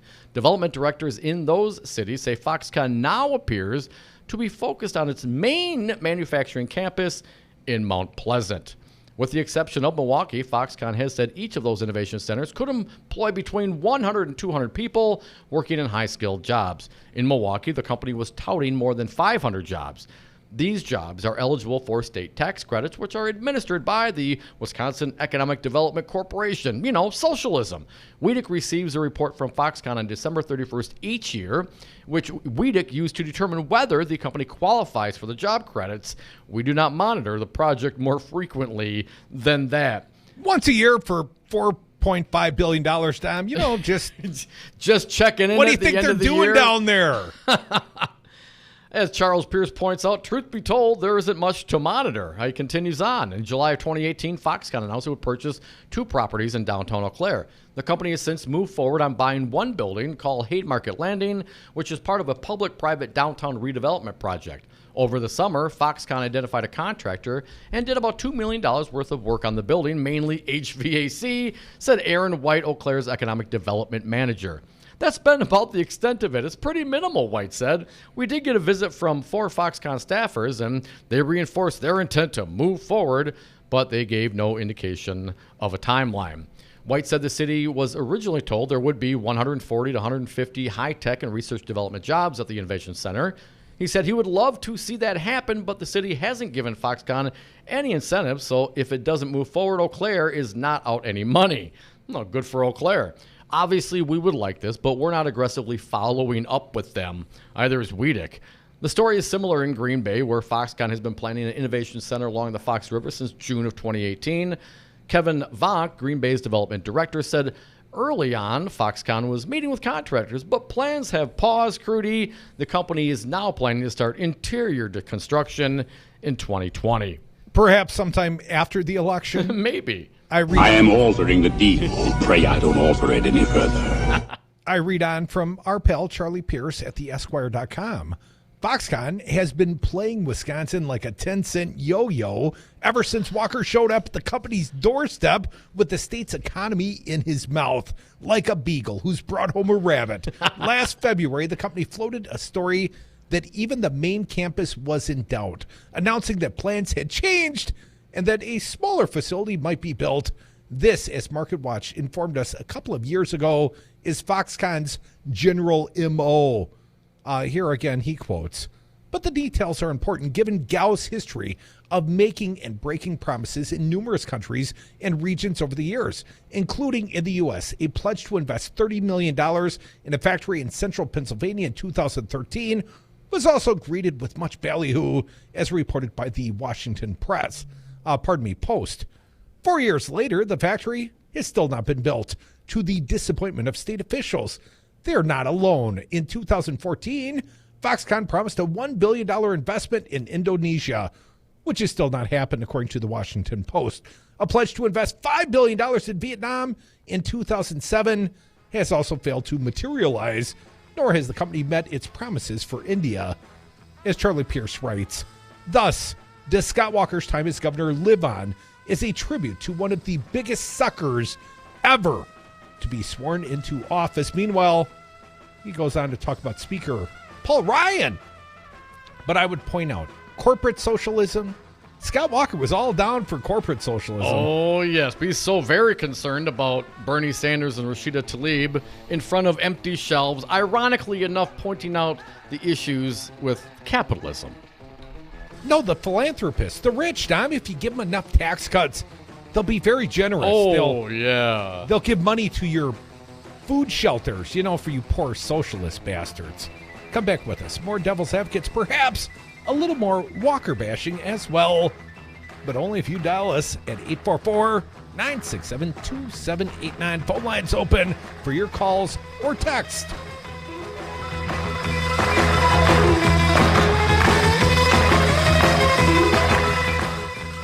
Foxconn will help Wisconsin win the 21st century. How does this relate to our discussion of the uses of irony? No, I'm going to stay for a while. How about that? What would you say you do here? I used to run track. Now go home and get your f***ing shine box. Thinking of a new electric bike next year? Well, fall's the best time to buy. Over $400 off any electric bike at Crazy Lenny's e-bikes. Make a down payment on a fall sale price, but you don't have to pick up the e-bike until April. Free winter storage. The guarantee starts when you pick up your new e-bike next April. $1,700 e-bikes are $1,200. $1,200 e-bikes are $900. $1,100 e-bikes are $600 for a new e-bike. Fall is the time to get a new e-bike. Save $400. Pick it up in April at Crazy Lenny's. ATU998 wants to remind you that last month it was revealed to county supervisors that millions of budgeted transit dollars were deposited into county benefits. A national economist found numerous interesting trails. In one trail, the wheel tax increase went to the transit budget. The transit budget ran millions under, and at the end of the year, nearly that same amount was added to county benefits. At the same time, County Executive Abley also cut a number of routes in his budget. While you stand in a cold corner longer or walk further in the cold because of route cuts, the county management seems to be more about their political comfort. Pressure from citizens has forced Abley to pull back on some of those route cuts. More of your routes will be on the chopping block next week. You can stop this today by calling your county supervisor at 414-278-4222. That's 414-278-4222. Tell your county supervisor to stop route cuts. This message paid for by ATU Local 998. Five Nines, your local single-source IT solutions provider. Specializing in cloud technology, consulting, servers, networks, and hosting. We manage your IT so you can focus on running your business. Enjoy technology. Enjoy 59s.com. Hey guys, I'm Maggie Dawn, your lady lawyer, legal eagle, and sensei of economics. Tune into my show, Dawn of the Resistance, live Thursdays and Fridays from 6 to 7 on WRRD 1510 AM. Always streaming live at newstalk1510am.com.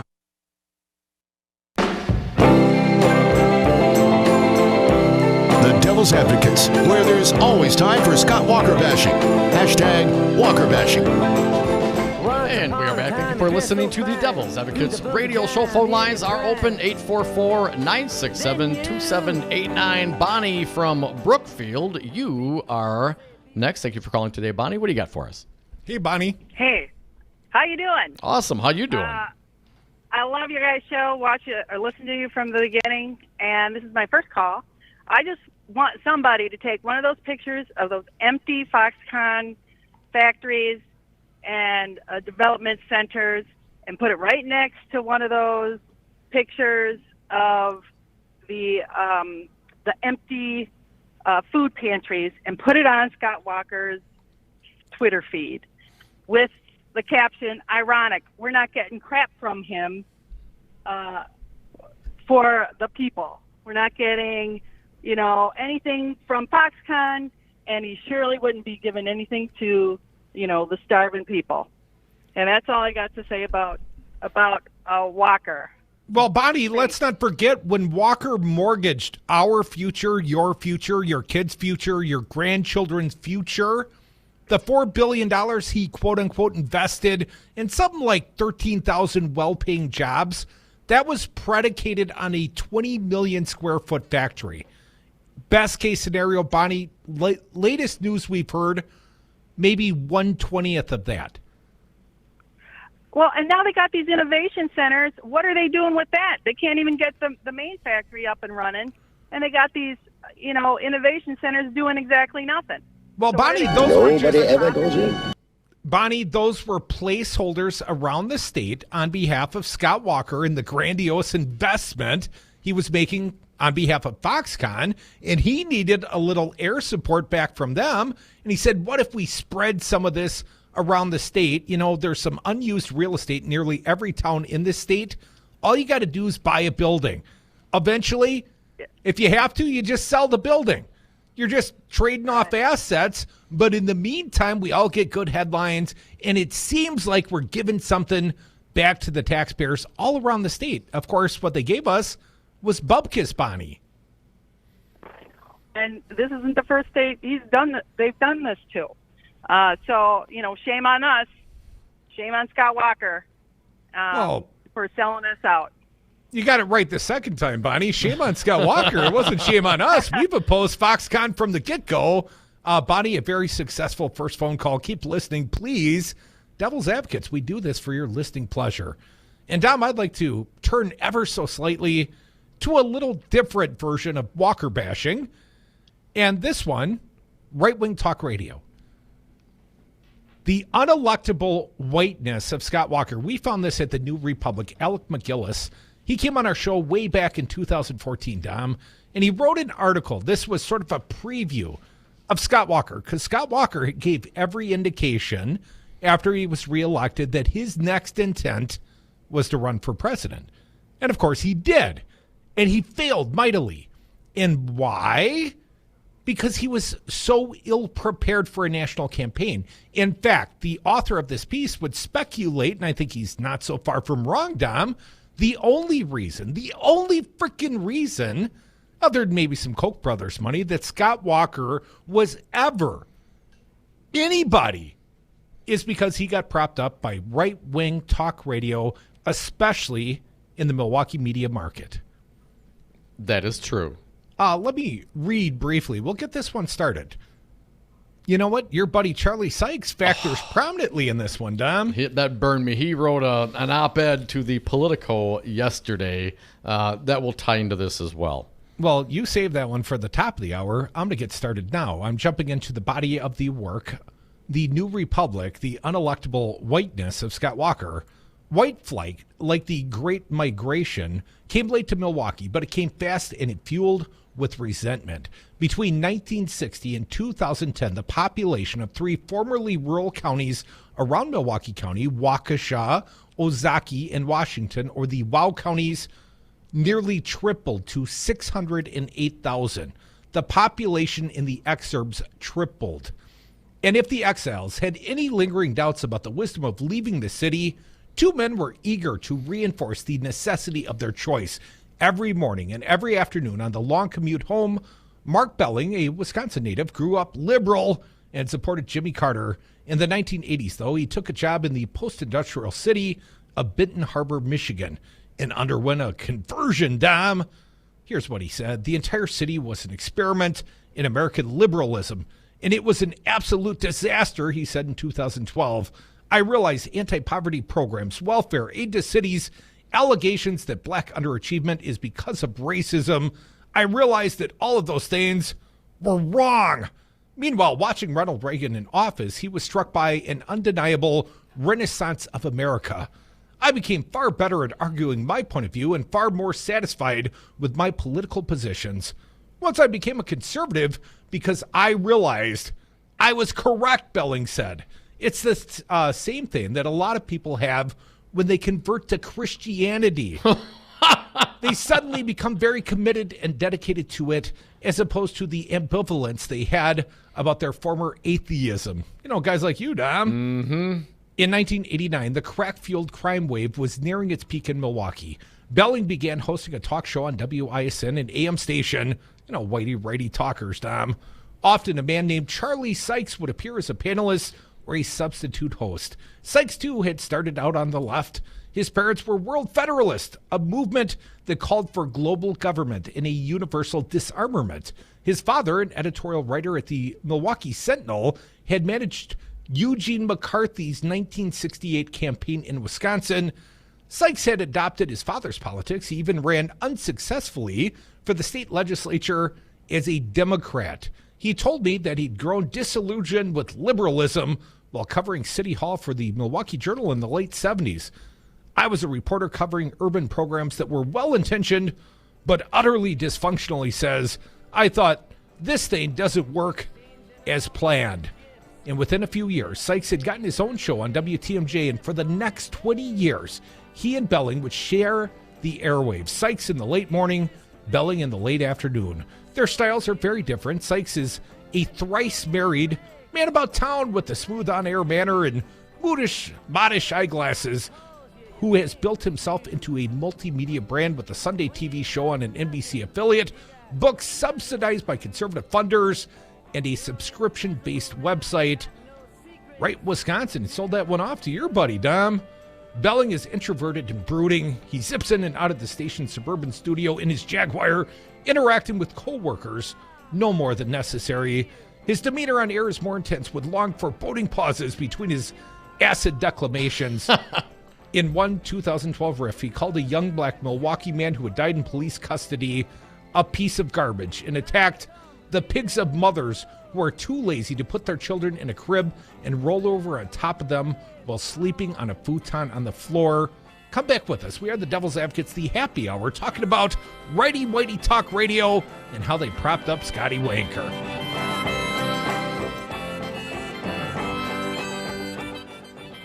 I'm all about resist.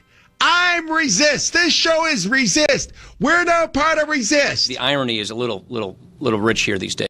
You concerned about speaking up at work? Do you feel like you have no say in your day-to-day work routine? Join Teamsters Local 344. Call 414-258-4545. Get a seat at the table. Join your brothers and sisters in negotiating for better wages, hours, and working conditions, and be part of the most powerful union in North America. Teamsters Local 344 covers sales and service throughout Southeast Wisconsin and package and airlines statewide. Contact Teamsters Local 344 at 414-258-4545 or at local344.org. More power, more fight, the most heart. Gingras, Thompson & Walks is more than a law firm. We're family.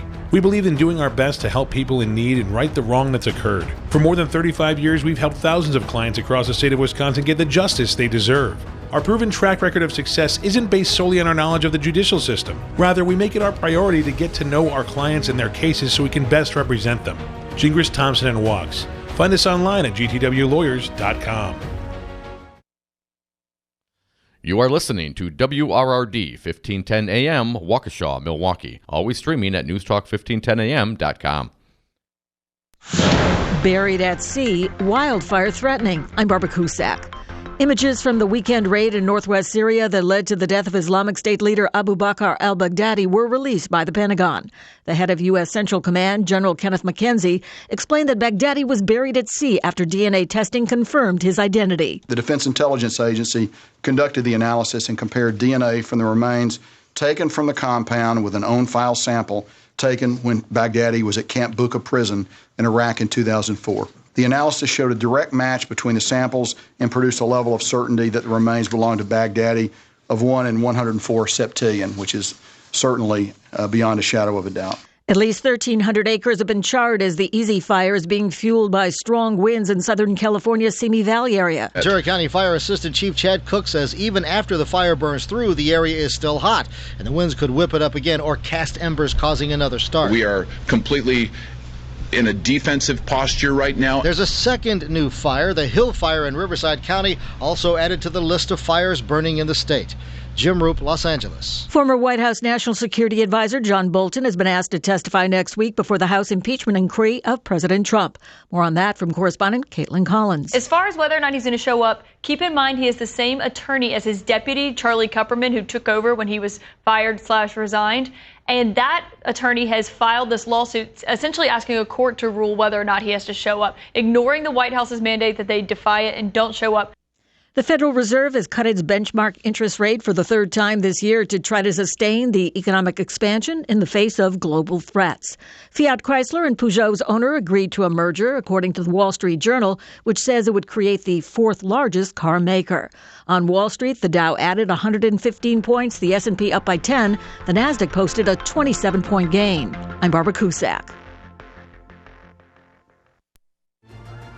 Dom, the Devil's Advocates are going on an adventure. Join Crute and I for our inaugural 420-2020 cruise from our friends at Expedia Cruise Ship Centers of Madison.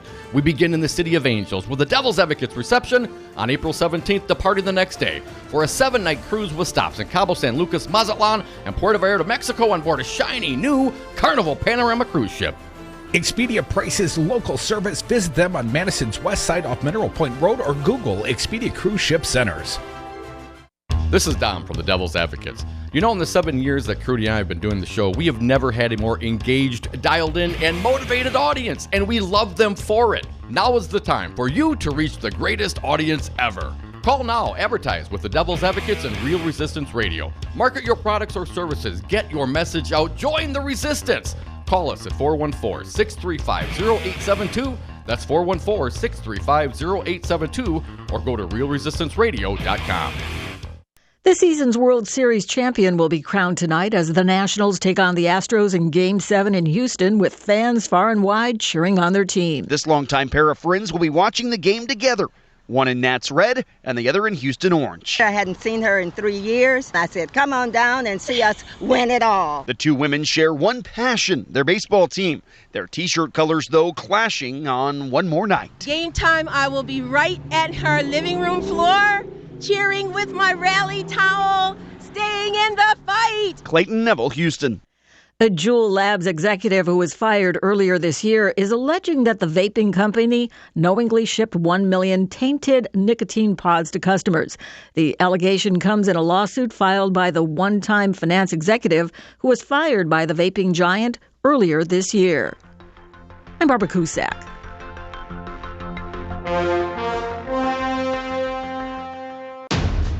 U.S. Senator Ron Johnson. Mueller, in an exhaustive and excruciatingly detailed investigation, found no evidence of conspiracy conclusion. Kind of end of story. That you cannot say that. The evidence they found did not rise. I just said the evidence they doesn't make it true, sir. The evidence they found, according to the Mueller report, did not rise to criminal conspiracy. they used encrypted data. They deleted data. They didn't have access to some of the Russian players. You didn't know that your president that you voted for was in negotiations to build a condo in Moscow and give Putin a cherry on top. Just dropped your pen. I did. I get a little excited. Calm down here, Don. But here's a lot of things that I would say, yes, there is absolutely collusion. Now, does it rise to criminal conspiracy? They could not prove that beyond a reasonable doubt. Now, that's not no conspiracy. I'm just watching I know. the veins pop out of your neck here, and I'm getting a little concerned about you, Don. I'll be all right if you just answer the question, sir. Listen to the Devil's Advocates live weekdays from 3 to 6 p.m.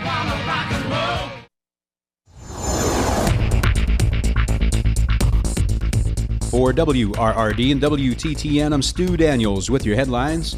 Even though Senator Ron Johnson appears to be deeply involved in Donald Trump's Ukrainian scandal, he told the Journal-Sentinel yesterday that he would never even consider recusing himself from a Senate impeachment trial. Johnson said he would be happy to talk to House members conducting the impeachment probe about his involvement in the matter. The senator said he has not sought legal representation so far. Johnson was told by a U.S. diplomat that military aid was being held up for political reasons, but the senator says he was satisfied when Trump denied to him personally that the aid was tied to political investigations. Forecast for Milwaukee and Madison. Tonight, rain mixed with snow, lows around 32 in Milwaukee, 28 in Madison. You're listening to WRRD and WTTN.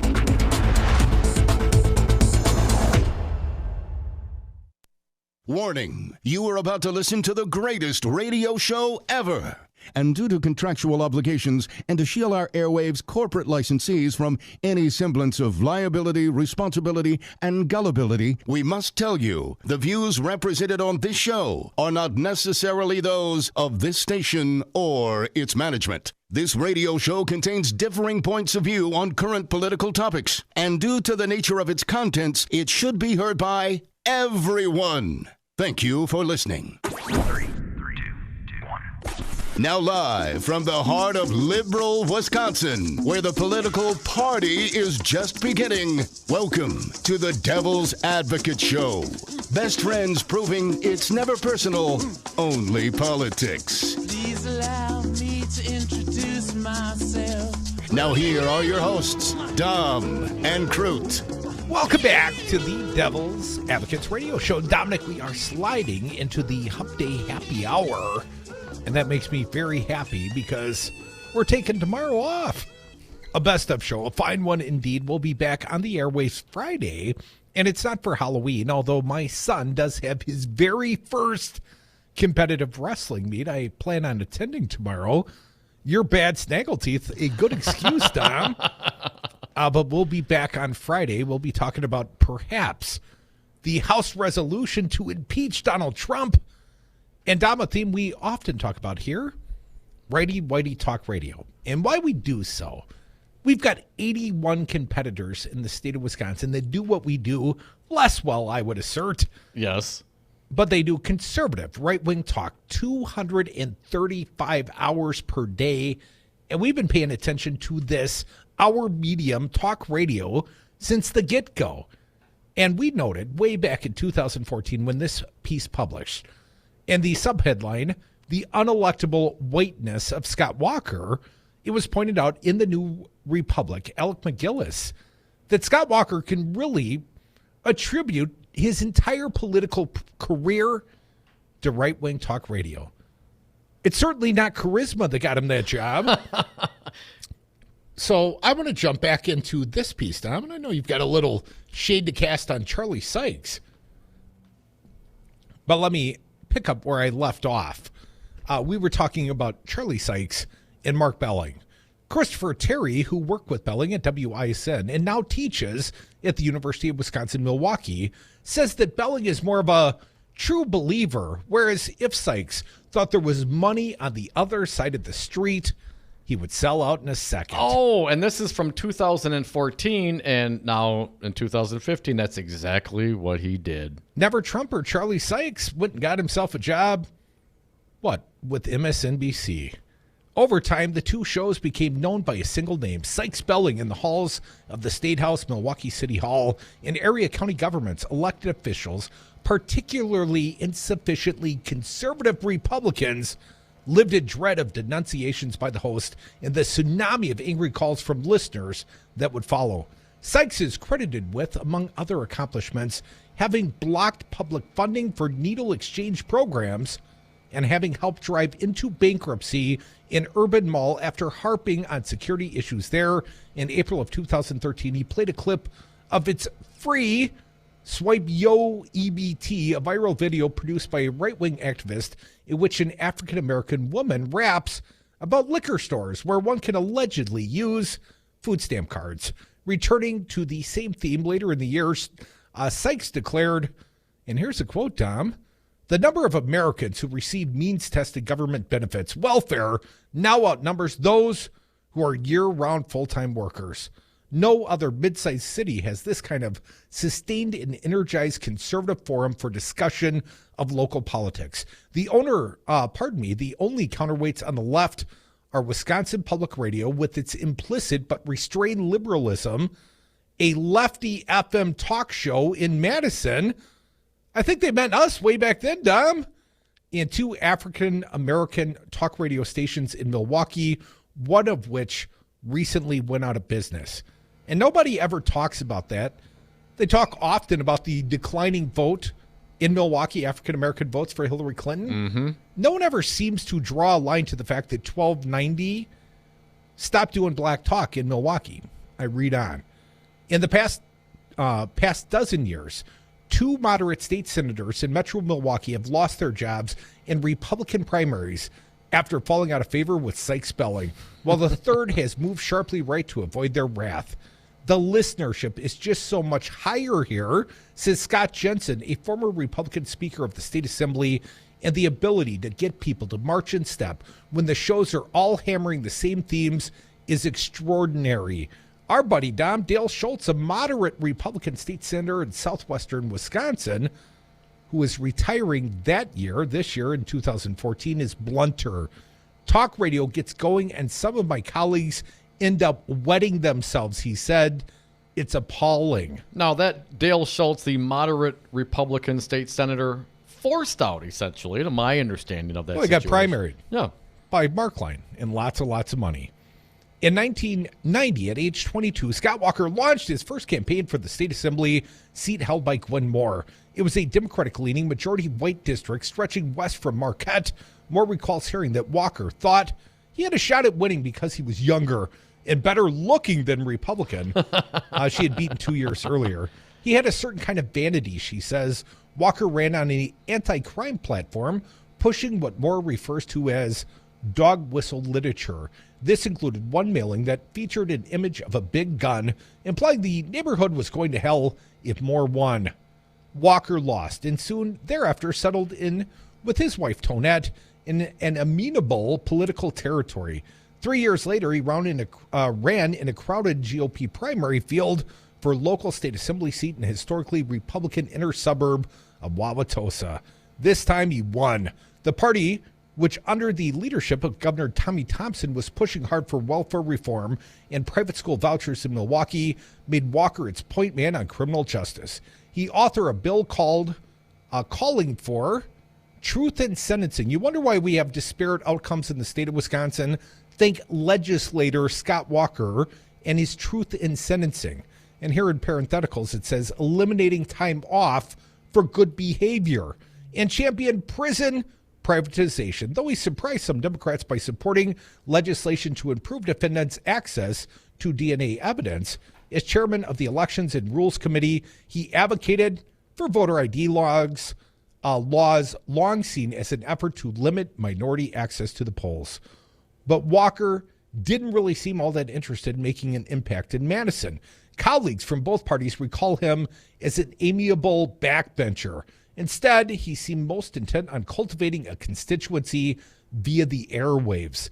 Jensen, then the speaker, started sending Walker on television and radio talk shows when he couldn't make it, and quickly realized that his colleague had an unerring ability to stay on message. He's the kind of guy you can wake up at 3 a.m., ask him a question, and he'll have a nice soundbite for you, says Jensen. Charlie Sykes adds, he's probably as media savvy as any politician we've ever dealt with here in Wisconsin. I'm going to bring this, at least the body of this Piece to conclusion, Dom. Walker's growing profile served him well as he advanced through the political ranks. In 2002, the Democratic executive of Milwaukee County, which encompasses the 600,000-person city and 355,000 in its inner suburbs, resigned amid a pension scandal. Walker won the special election and proceeded to spend the next 8 years tussling with Democratic-led county board over taxes and spending. He succeeded in making deep cuts to county parks and public transit once he sent layoff notices to county workers so he would pressure the council to buckle to his budget demands. So often did he call into Belling's show to chat on air, to spin the host during a commercial break, that he had access to an emergency-only phone line to the studio that was off limits to station employees, even for calls to family. It was essentially the "zombies are rising" line, said Terry, the former WISN employee. And during the period, the WOW counties continued to expand. But unlike suburbs elsewhere, they had not grown more diverse. Today, less than 2% of the WOW county's population is African American, and less than 5% is Hispanic. According to studies by the Brookings Institute and the Brown University, the Milwaukee media area is one of the top 2 most racially segregated regions in the country. The WOW counties the WOW counties were voting Republican at levels unseen in other northern suburbs. One needed to look as far as the white suburbs around Atlanta and Birmingham for similar numbers. The partisan gulf between Milwaukee and its suburbs in presidential elections has now grown wider than any of the nation's 50 largest cities, except for New Orleans, according to the Journal Sentinel. And in an environment, and here's a quote, Tom, "There's no persuasion going on at all," said GOP pollster Gene Ulm, who often works in Wisconsin. In fact, there is not a single competitive state Senate seat left in the entire Milwaukee media market. Both parties focus entirely on turnout, with impressive results. The WOW counties were in the top 11 nationwide for turnout in 12, with Ozaukee first at 84%. Similarly, among urban counties, Milwaukee County ranks near the top at 74%. The national average was just over 60%. In midterm elections, Republicans often win the WOW counties vote no matter what, an achievement that Mark Rowell, a Republican consultant, attributes in large part to the motivational power of Milwaukee talk radio stations. However, in presidential year elections, when turnout is up everywhere in the state, Democrats win. In fact, they have won every single major statewide race in presidential years since 1984. Even Walker admits that he isn't working the middle much anymore. It's always a divided state, but it used to be that you'd explain it to 40-40-20, and 20% was the persuadable middle. That percent has now shrunk to 5-6% maybe, or 5 or 6 people. So here's the point. Scott Walker, nearly unelectable on his own merits, and he built a constituency in the, I would say, the best AM talk radio market in America, the Milwaukee media market. And the Sykes-Belling, well, they built this false hero up to something more than he was, Don. And how do we know? Because he went out on the national stage and he failed in 71 days. He plummeted like a Led Zeppelin. But Donald Trump won the state of Wisconsin despite losing the primaries by double digits. Trump won 6 of 7 media markets in the primaries, lost the state by double digits. Know where he lost on? Milwaukee. Leah Vukber won 1 media market, won the state primary in the senatorial race most recently against Kevin Nicholson. He won 6 of 7. Guess which market she won? Milwaukee. She had the vote of right-wing talk radio. So you wonder why we do this each and every day. You know, even when my foot's throbbing and up on a chair down. Yeah. It's because you need us on this wall. You want us on this wall. We are your last defense against republicanism and righty-whitey talk radio. Come back with us. More Devil's Advocates. Phone lines open for your calls. 844-967-2789. This station is now the ultimate power in the universe. I suggest we use it. And they literally and figuratively get hooked, and once they get hooked, there's no going back. Shut up, you little weasel! Hello, this is Christine from Voces de la Frontera with an important call to action. After months of community pressure, we've secured a special meeting of the Fire and Police Commission to create stronger policies of non-collaboration between the Milwaukee Police and immigration in order to keep families together, strengthen community trust, and promote public safety. Join us this Thursday, October 31st, 5 p.m. at City Hall. Si se puede. You concerned about speaking up at work? Do you feel like you have no say in your day-to-day work routine? Join Teamsters Local 344. Call 414-258-4545. Get a seat at the table. Join your brothers and sisters in negotiating for better wages, hours, and working conditions, and be part of the most powerful union in North America. Teamsters Local 344 covers sales and service throughout Southeast Wisconsin and package and airlines statewide. Contact Teamsters Local 344 at 414-258-4545 or at local344.org. Hi, I'm Anton Capella. As Chief Technology Officer at Five Nines, I work hard to be a leader in my industry, and I know the challenges posed by changing technology. It's my priority to make sure your network is up over 99% of the time. There's no question, trying to manage your own business IT is risky, costly, and time-consuming. Don't let IT overwhelm you. Learn more about Five Nines at fivenines.com. That's the number 5, NINES.com. Tune in to Matt Flynn Direct, weekdays from 2 to 3 on WRRD 1510 AM and Talk 92.7 FM Madison. We'll be covering all politics, national to local, from a Wisconsin perspective. This is an open mic, no holds barred, call on any political subject. That's Matt Flynn Direct, weekdays 2 to 3 on WRRD 1510 AM and Talk 92.7 FM Madison. Always streaming at newstalk1510am.com. Cut you down.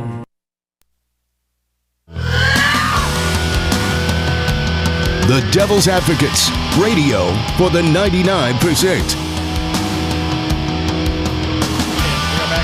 Listening to the Devil's Advocates radio show. You can give us a call, 844-967-2789. Callers, be patient. Why did, this whole rant kind of started yet last night when I saw this Charles Sykes op-ed in Politico. And I'm not going to get into the entirety of this piece. There's this one galling portion I want to get to, and then we'll get to some callers. The political opinion piece, here's what Sykes writes. Dear GOP, some scary advice on how to survive your impeachment nightmare.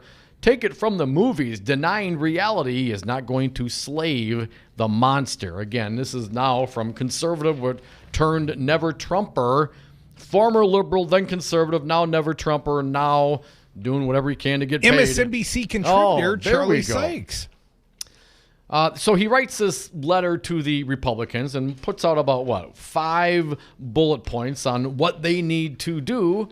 Number 1, don't hide in the basement. Number 2, that's the one we're going to talk about. Doesn't Glenn Grothman hide in the basement and wait for Ma to bring him some meatloaf? Number 3, you survive only if you fight back. Number 4, the sequel is often scarier than the original. Number 5, your ultimate weapon is always within reach. But here's number 2, and here's what I have, what gives me pause regarding this piece.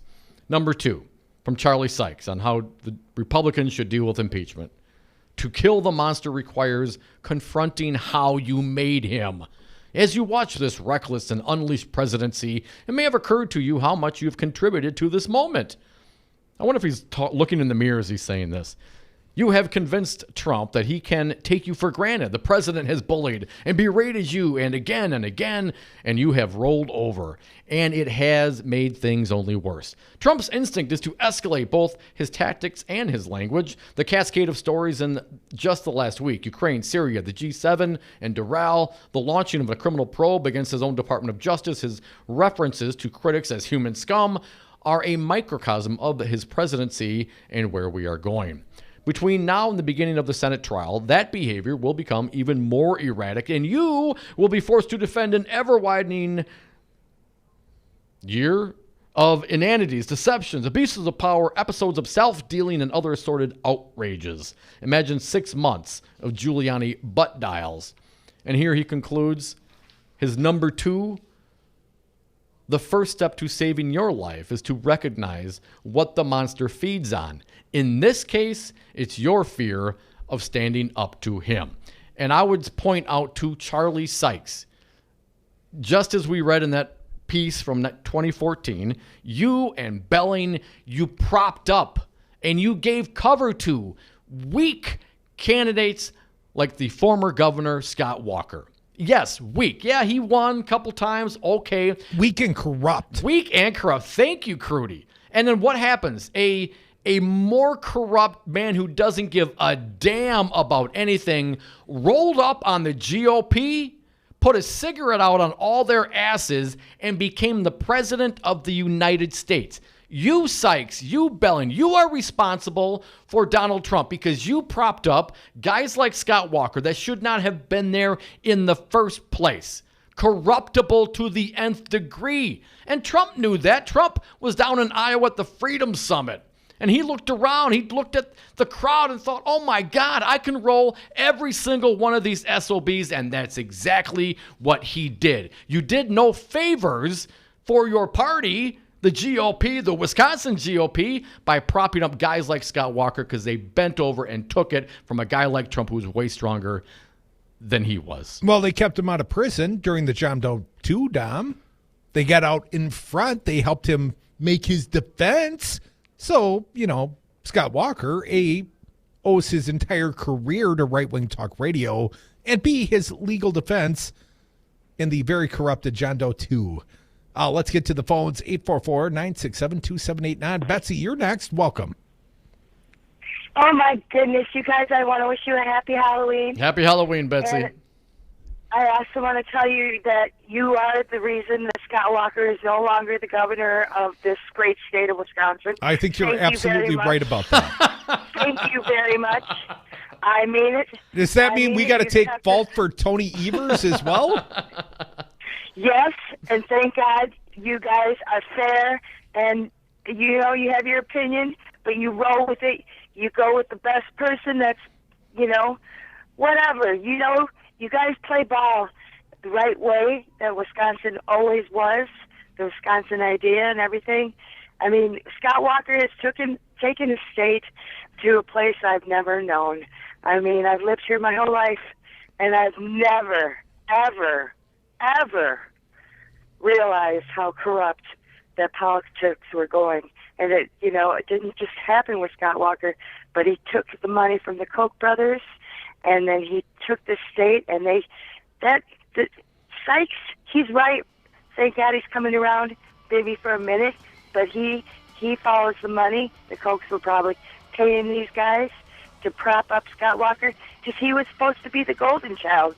He was supposed to realize the dreams of the Koch brothers. Yeah, Betsy, they propped him up so well that the man actually thought he could be president of the United States. And he got on that stage. What a maroon! I mean, he thought he could do it, and he couldn't. He was so ill-prepared and so wrong for that role. And you think, no doubt, Trump is bad as well. But if it wasn't for the weak candidates like Scott Walker, if Trump actually had some strong competition that were tested and principled, maybe we wouldn't have Trump. Thanks for the call, Betsy. One of my fondest memories of 2015, Dom. Yeah. Scott Walker dropping out of the presidential race after 71 short days in debt and with 0.0% support. Dom, we got some fine guests. We're going to turn our attention. Becky Clancy and Tommy Molina. We're going to talk about Voces de la Frontera. Come back with us. More Devil's Advocates. Do you want to be a winner? All the winners I know like the Devil's Advocates Facebook page. From what was once an inarticulate mass of lifeless tissues, may I now present a cultured, sophisticated man about town. And when you're a star, they let you do it. You can do anything. Listen to the Devil's Advocates live weekdays from 3 to 6 p.m. Go back to where they came from, help those people come back and show us how to do it. That was the full quote. They didn't come from anywhere. They were here, dude. Are you employed, Chris? I am. Do you have an HR department? Yes, I do. I'm a union machinist. Oh, do you work with minorities? I do. If you walked up to one of your coworkers who was a minority, you told them to go back to where they came from, would HR have a conversation with you about that, do you think? It depends on the person, really. I mean, some people are... If somebody complained to HR about what you said, do you think they would have a conversation with you about that? Absolutely. Okay. Oh, but why? absolutely. Why would they pull you off of your job to discuss this with you, and what do you think their beef would be? Because they're trying to protect the corporation from lawsuits. Lawsuit for what? Discrimination, racism. So if your coworkers, if you say it to your coworker, it could be described as discrimination or racism. But when the president says it to the world, it's not racist? No. Yikes. You are listening to WRRD 1510 AM, Waukesha, Milwaukee. Always streaming at newstalk1510am.com. Thinking of a new electric bike next year? Well, fall's the best time to buy. Over $400 off any electric bike at Crazy Lenny's e-bikes. Make a down payment on a fall sale price, but you don't have to pick up the e-bike until April. Free winter storage. The guarantee starts when you pick up your new e-bike next April. $1,700 e-bikes are $1,200. $1,200 e-bikes are $900. $1,100 e-bikes are $600 for a new e-bike. Fall is the time to get a new e-bike. Save $400. Pick it up in April at Crazy Lenny's. Tune in to Wisconsin's Political Talk on WRRD 1510 AM. Weekdays, hear the Earl Ingram Show from 6 to 9 a.m. Next, it's Stephanie Miller from 9 to 11. From 11 till 2, the Tom Hartman Program. At 2 o'clock, it's Matt Flynn Direct. From 3 to 6, the Devil's Advocates. And at 6, it's Busted Pencils, Brandy Grayson, and Maggie Dawn. Wisconsin's Political Talk. Listen online at newstalk1510am.com. Have a drink at Regano's Roman Coin. This neighborhood corner tavern is as classic as the street it occupies. Family owned and operated since 1966, Regano's Roman Coin is located in a former Pabst Tide House on historic Brady Street, serving an array of craft beers with a focus on Wisconsin breweries. Also, weekly drink specials, trivia on Wednesdays, seasonal sporting events, parties hosted for all occasions, and pet friendly. Open 11 a.m. Tuesday through Friday, 10 a.m. Saturday and Sunday, closed on Monday. Regano's Roman Coin, Milwaukee's pet friendly, cash only order and classic corner tavern. Hi, I'm Kelly, and my family owns Madison Liquidators. We've officially moved into our new space off Pleasant View Road in Middleton, and we're excited to announce that Madison Liquidators is now Dane County's premier dealer for Groupe Lacoste. In addition to their unbeatable 25-year warranty, Groupe Lacoste has 10 lines to choose from, ranging from traditional to ultra-modern, all available in 18 different finishes. Give me a call and let's make a plan for your space, or go online to madisonliquidators.com and shop our complete inventory of used office furniture. For WRRD and WTTN, I'm Stu Daniels with your headlines. A second child has died from the hit-and-run tragedy that occurred last week at 22nd and Center in Milwaukee. 4-year-old Amia G. died at Children's Hospital last night. Her 6-year-old sister, Lisa, died at the scene on Thursday. A 10-year-old cousin of the girls is still in the hospital and said to be improving. Milwaukee police took 4 people into custody on Friday. The 19-year-old man who police believe was driving the vehicle is being held on $750,000 bail. A GoFundMe page has been set up to assist the family. Forecast for Milwaukee and Madison. Tonight, rain mixed with snow, lows around 32 in Milwaukee, 28 in Madison. Tomorrow, rain and snow, some accumulation possible, highs in the mid-30s. You're listening to WRRD and WTTN.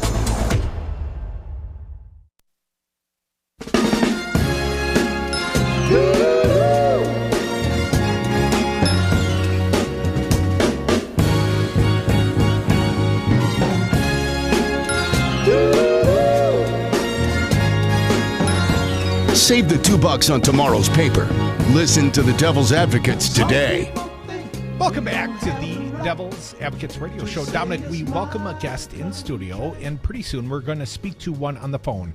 In studio, in the Brady Street studios, is Tommy Molina. He is the Milwaukee organizer for our allies at Voces de la Frontera. Tommy, welcome to the Devil's Advocates Radio Show. Thank you for having me. Thank you, Tommy.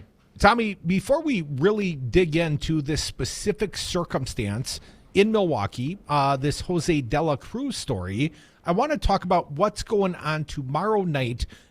We've been trying to support and promote this event. What's happening tomorrow, and why does Voces think it's important? Well, the event tomorrow is of utmost importance.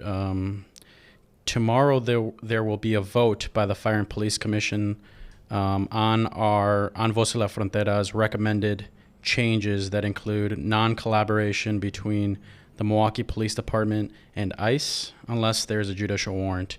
This is something we've been fighting for now almost a year, but has recently gotten more attention because of the arrest of Jose de la Cruz.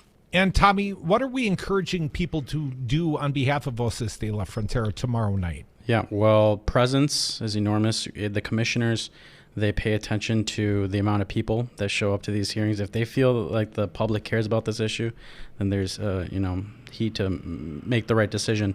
On top of that, we are asking those that are able and willing to submit public comment. So before the hearing begins, they provide an opportunity for anybody to speak at length for up to 3 minutes about any issue. And we're asking that people come out tomorrow and speak about the issue of Jose de la Cruz. Okay, time and place. Tommy, where should people go at what time? So the hearing begins at 6 p.m. We will arrive at City Hall at 5:30 p.m. The hearing, as I said, 6 p.m. It'll take place in room 301A. But we'll be in the rotunda of City Hall beginning at 5:30. Excellent. So let's turn our attention, and you are listening to the Devil's Advocates radio show. We got Tommy Molina from Voces de la Frontera live in the Brady Street studios. Tommy, let's talk about Jose de la Cruz, a Milwaukee man who is being detained and subject to deportation. If you would, sir, tell his story. Yeah, of course. And it's quite horrific. Actually, Voces de la Frontera has an emergency hotline, 24 hours, 7 days a week, a number that anybody in the state of Wisconsin can call for assistance. And it just happened that Monday morning, September 23rd, I had the hotline number. The wife of Jose de la Cruz called, said that her husband was being apprehended by ICE with the assistance of Milwaukee Police Department. I responded to the scene on 5th and Beecher, and there's video of the incident that is available to the public. And what you see in the video is Milwaukee Police Department apprehending Jose de la Cruz. They told us, and it's on video as well, that he had a probation violation of driving without a license, which is really another issue that Voces de la Frontera has worked hard on, is to make sure that undocumented immigrants can have access to driver's licenses so that they don't have to come in contact with the Milwaukee Police Department. So they revoked his probation, they arrested him, and later transferred him into ICE custody. He is currently in Kenosha facing expedited deportation.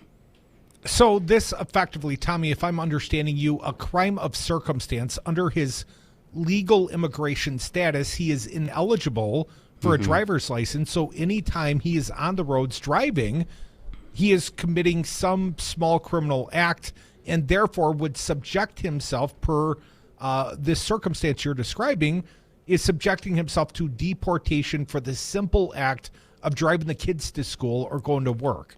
And you actually said it. He was driving his daughters to school that day. Wow. So it's the crime of, wanting to be part of the community, wanting to go to work. He was the sole provider. They were a middle-class family. They were just getting the money now to try to arrange his legal documents to try to see if he could get legal status. And then now that he has been taken away from his family, the family has had to go on public benefits, food share, Badger Care. They're completely being subsidized right now by the taxpayers of the city. So my understanding, this Jose de la Cruz, this Milwaukee man, picked up and subject to deportation, family man, and his children are what? Are they U.S. citizens? Do they have a quote-unquote legal immigration status, Tommy? His 3 daughters are all American citizens, all below the age of 14. His wife is an American citizen, a member of the Oneida tribe. So really this is somebody who was a family man, a member of the community. He was in a band. And he was trying to do things right, and he was on that path before the unfortunate day where ICE stopped him and requested assistance from the Milwaukee Police Department. And according to their rules, they have to comply because it's another law enforcement agency, and that's what we're trying to change. And Tommy, if I understand you, like many American households, 1 month without the main breadwinner, without Jose providing for his family, and this family is facing destitution. They're necessarily utilizing the social safety net. They have become effectively wards of the taxpayers because Jose is no longer able to provide sufficiently for his family from deportation hold.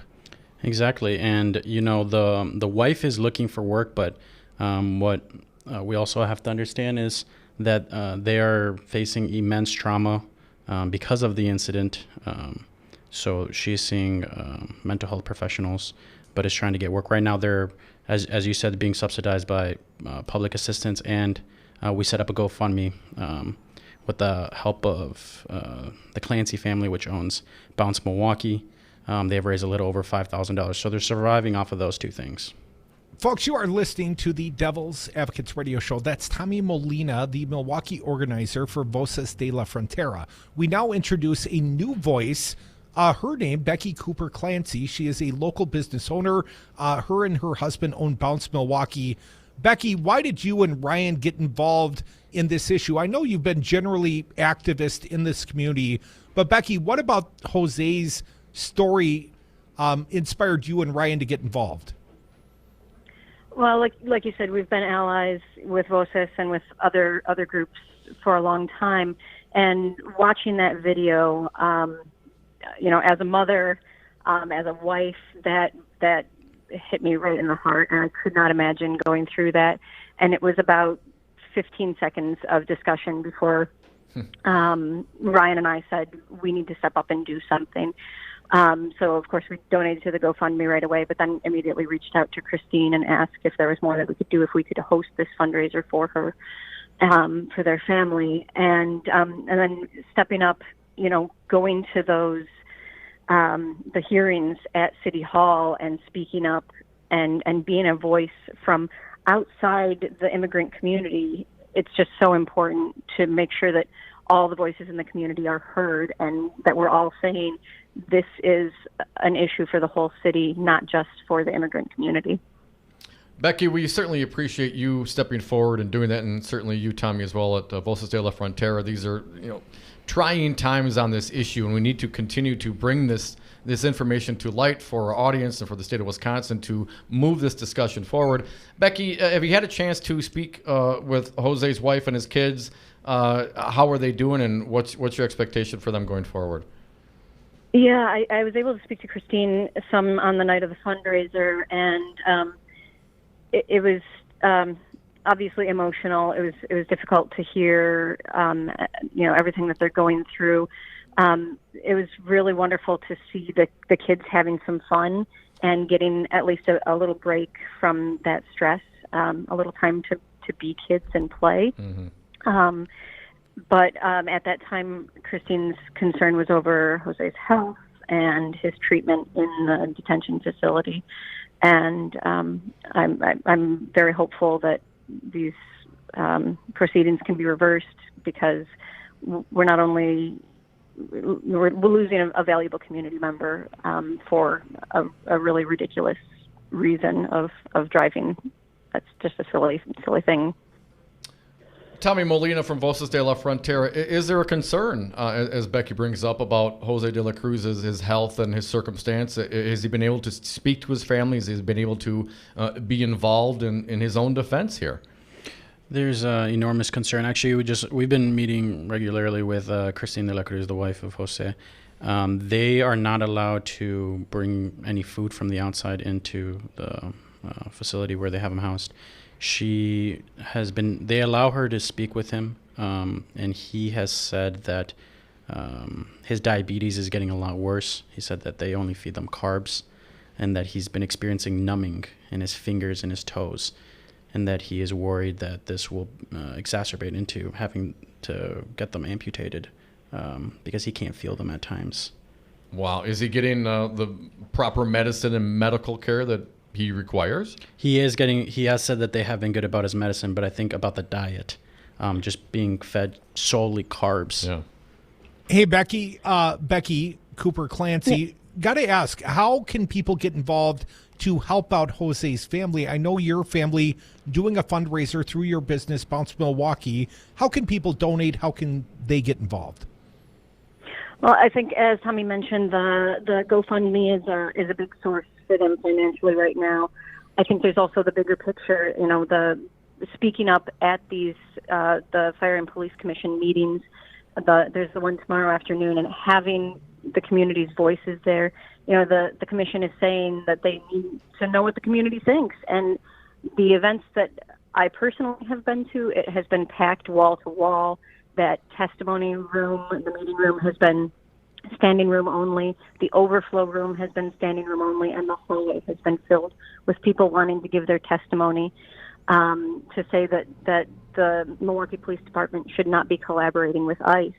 So we need people to continue showing up and saying that, because there's just no way that the Fire and Police Commission can ignore that statement at this point. I'm so grateful for the work that VOSIS has done in bringing this and making it very public and having a really clear policy position that would be so easy for the Milwaukee Police Department to embrace. Well, Becky, we want to thank you and Ryan for what you're doing on behalf of Jose's family. I've got a few more questions for Tommy. Thank you, Becky. I'm going to put you on hold for right now. Tommy, I want to ask you, this effort to provide legal means of driving to immigrant populations, it's been a proposition put forth. I believe Tony Evers, supportive, said it was one of his legislative priorities this fall, but obviously we're not there yet. Tommy, what is the hindrance to providing some means of legally driving and proving competency behind the wheel? Why can't we move forward with a straightforward, reasonable proposition as such? Yeah, exactly. It's hard for me to say because it seems common sense. Actually, prior to 2007, we had legislation that allowed undocumented immigrants in the state of Wisconsin to obtain driver's licenses. And there will be a similar proposal going forth in the Assembly next month. And as you said, Governor Evers has given his support for driver's licenses. Unfortunately, the Republicans have cut it out of the budget. They don't want to take it up. I think they see anything that Evers supports as a win, and they fear that. But actually, what we've seen is the very large percentages of undocumented immigrants, especially the farmers, the dairy farmers, rely on the work of these undocumented immigrants. So actually, they've come out and support the Dairy Business Association, DBA, very, very conservative, supports it.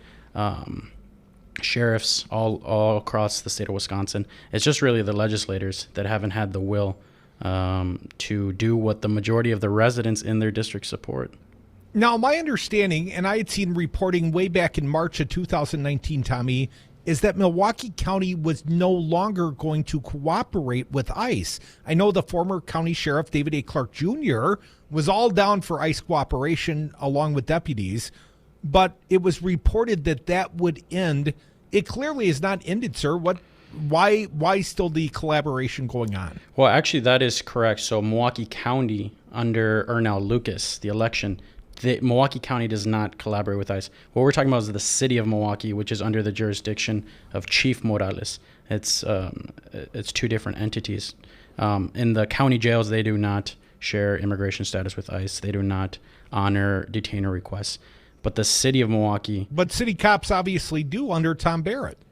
The city cops do, but the county, who are under the jurisdiction of Ernell, Sheriff Lucas, do not honor them in the jails. In the city of Milwaukee, which is different than the county, they collaborate, and it's now we have a distinction. Tommy, I don't mean to interrupt. I'm sorry. We have a new police chief now. I mean, has the actions of the city police here in Milwaukee changed under the new chief, or is this something that has been consistent throughout both administrations? It's been consistent. We've had multiple meetings with Chief Morales. He hasn't been supportive of our changes, and so we want to continue to work with him. But what we understand is that police rely on community trust, and particularly on the south side where I live, if you fear that calling the police is going to lead to your uncle being arrested or that ICE is going to knock on your door next week, then you're not going to call the police when you see a crime. And so these crimes go unreported, and that impacts everybody in the community. You're not going to call the police. You're not going to be a witness. You're not going to do anything to get involved because, of course, you have this issue hanging over your head as well. Exactly. Tommy, one more time, remind people, those listening to us right now, if they want to get involved and they want to hear, have their voices heard, tomorrow night, 6 p.m., where should they go? Yeah, tomorrow, Halloween, Voz de la Frontera will be at City Hall at 5:30 p.m. prior to a hearing at 6 p.m. where the Fire and Police Commission will be taking up and voting on our recommended changes to city policy that would prohibit collaboration between the Milwaukee Police Department and ICE unless there is a judicial warrant.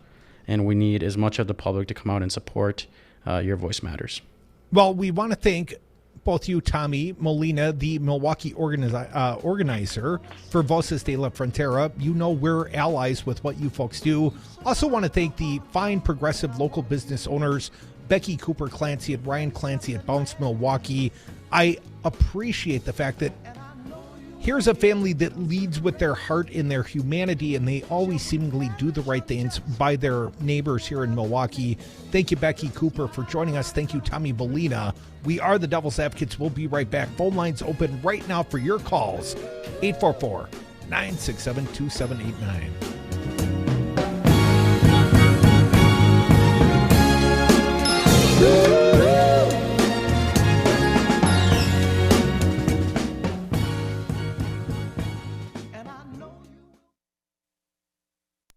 You concerned about speaking up at work? Do you feel like you have no say in your day-to-day work routine? Join Teamsters Local 344. Call 414-258-4545. Get a seat at the table. Join your brothers and sisters in negotiating for better wages, hours, and working conditions, and be part of the most powerful union in North America. Teamsters Local 344 covers sales and service throughout Southeast Wisconsin and package and airlines statewide. Contact Teamsters Local 344 at 414-258-4545 or at local344.org. Gingras, Thompson, and Wachs, the attorneys with more power, more fight, and the most heart, are here to serve you, Milwaukee. From personal injury to civil rights cases, we are determined to combat dishonesty and injustice. And our team brings the fight with integrity, passion, and dedication that never quits. Together, we right the wrong, and we are ready for battle. There are law firms, and then there is Gingras, Thompson, and Wachs. Find us online at gtwlawyers.com. I don't see the support. I don't support it. Wisconsin Senate Majority Leader Scott Fitzgerald doesn't see the support for legalized medicinal marijuana, even though the 2018 midterm referendum in 11 counties and the city of Waukesha passed by over 79%. Call Scott Fitzgerald at 608-266-5660. Tell him you support legalized medicinal marijuana. No, I don't see it. This message was paid for by the People for People Corporation. Donate online at p4ppc.org, p4ppc.org. Madison Liquidators has officially moved into a bigger, nicer showroom off Pleasant View Road in Middleton, and they are proud to announce they have expanded to provide educational and healthcare institutional furnishings. They have great new offerings of quality new office furnishings from industry leaders like Groupe Lacoste and Via Seating, and you can see the expanded and extensive inventory of used furniture online at MadisonLiquidators.com, or you can call Kelly and have her help you make a plan for your new space. Start today at MadisonLiquidators.com and tell them you heard them on Talk 92.7 FM. All the leaves are brown, and the sky is gray, The Devil's Advocates, the fix for political junkies everywhere. And we are back. Thank you for listening to the Devil's Advocates radio show. Last segment of the day. If you got something to say, please pick up the phone and call right now. 844-967-2789. Dom, I always got something to say. Thank you, Tommy Molina, Milwaukee organizer for Voces de la Frontera. Thank you, Becky Cooper and her husband, Ryan Clancy, Bounce Milwaukee. They're good people. We like all of them. And, of course, we celebrate and support our immigrant communities here in Milwaukee, Madison, all across the state, where you can hear our voices. And, Dom, I have recently requested a different fine guest, and so far, no word back. It's been a while. Ron Kind, the congressman from our old stomping grounds in La Crosse. You know, I don't think he's been on this show since Donald Trump got elected. Really? It's been a long time. Yeah, about 3 years. Come on, Ron. Well, Dom, so far, as the headline tells me, Craig Gilbert at the Milwaukee Journal-Sentinel, Wisconsin Democrat Ron Kind, tight-lipped so far, moves closer to supporting Trump impeachment. Moves closer? He's moving closer. All right, I guess better late than never, Ron. Dom, I should point out, the entirety of this day, the computer screen in front of me has said Halloween tomorrow. Are you sure? Like I said, noticary event. You know, Halloween tomorrow. I have not yet closed it. It's been Halloween for like 5 days. It should say tomorrow, impeachment vote in the House. And the question I have, will Ron Kind be on the correct side of history? Wisconsin Democrat Ron Kind made it clear today that he's not fully supportive of the House impeachment inquiry, but he is prepared to support impeaching President Donald Trump if evidence corroborates Trump's efforts to involve foreign countries in American politics. I would say, Ron, read a paper, but I read on from the paper. Trump apparently feels there are no boundaries, either legal or ethical, that should constrain him, said Kind, who plans to vote Thursday for a House resolution laying out how the impeachment inquiry will proceed. None of us came to Congress with the desire to impeach any president, but we have to make sure no one is above the law. That is literally their legal pleadings, Ron. Right, you can see that in the filings. Kind said he viewed the president's urging of foreign governments to investigate his political rival Joe Biden as impeachable conduct, including what he called Trump's public statements encouraging Russia and China to meddle to do a political hit job on his rivals. The Wisconsin lawmaker's comments in an interview with the Journal-Sentinel echo prevailing sentiments in his caucus, but they are significant because he approached the issue of impeachment with caution over the past year. Kind is a self-styled centrist Democrat, you know, a blue dog, Dom, and one of the 31 House members in his parties whose districts were carried by Trump in 2016. Western Wisconsin's 3rd Congressional District voted for Trump by 4 points over Democrat Hillary Clinton and is chock full of Obama-Trump communities, city, towns, and villages that voted for Barack Obama in 2012 and then Trump 4 years later. His comments Wednesday were his strongest to date about Trump's possible impeachment. Asked if he is now persuaded by that the president should be impeached, Kind said, and here's one more quote for you, fella, "I would say there are still witnesses that need to be talked to that can add further corroboration." You got 5 witnesses saying that he did the quid pro quo. What else? That's only if you believe Mulvaney and Trump and the Ukrainian ambassador and Bill Taylor and Sondland, although Sondland apparently perjured himself on this topic. But here's what Ron Kind, our buddy, said, Dom. "I would say there are still witnesses that need to be talked to that can add further corroboration. But I would hope everyone would be at least deeply troubled and disturbed that we have a president actively encouraging a foreign government to mess with our election." He called that kind of conduct not only illegal and unconstitutional and an abuse of power, but it's also unpatriotic. Kind said he will need to take a close look at all the evidence that is gathered, but I think it's safe to say this does not look good for the president or for his supporting cast. Every day, it just gets worse and worse. Unlike this show, every day this show, somehow, against all odds, Dom, better and better. Better and better. The exception tomorrow, when we take the day off. You for your teeth, me for my kids' wrestling meet. So no live Devils tomorrow, but we still got a fine show, best of. And coming up next, we've still got Brandy Grayson. She's doing a show, right? So Unheard Of will be next. Let's not forget Maggie Dawn of the Resistance follows us the next 2 evenings. Devils live again on Friday. Want to thank our fine guests once again, Tommy Molina from Voces de la Frontera and fine local business owner Becky Cooper and her husband Ryan Clancy over at Bounce Milwaukee. They have been very supportive of the Jose de la Cruz family. Thank you for doing so. Come back tomorrow or Friday. Bye-bye, boys! Have fun storming the castle!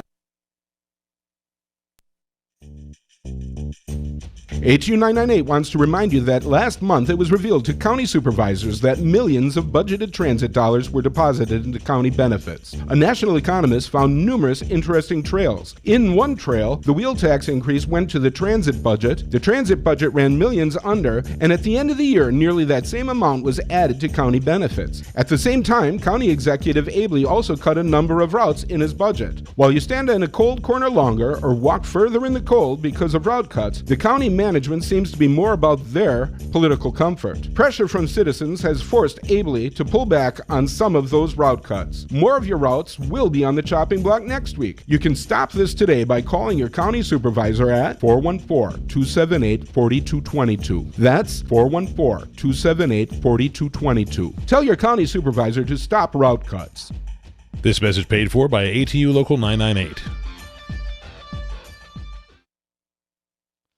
You are listening to WRRD 1510 AM, Waukesha, Milwaukee. Always streaming at newstalk1510am.com. Howling wildfire, terror revelation. I'm Barbara Cusack. An army of firefighters are braving hurricane-force winds as they try to get a handle on the easy fire that exploded earlier today in California's Simi Valley area.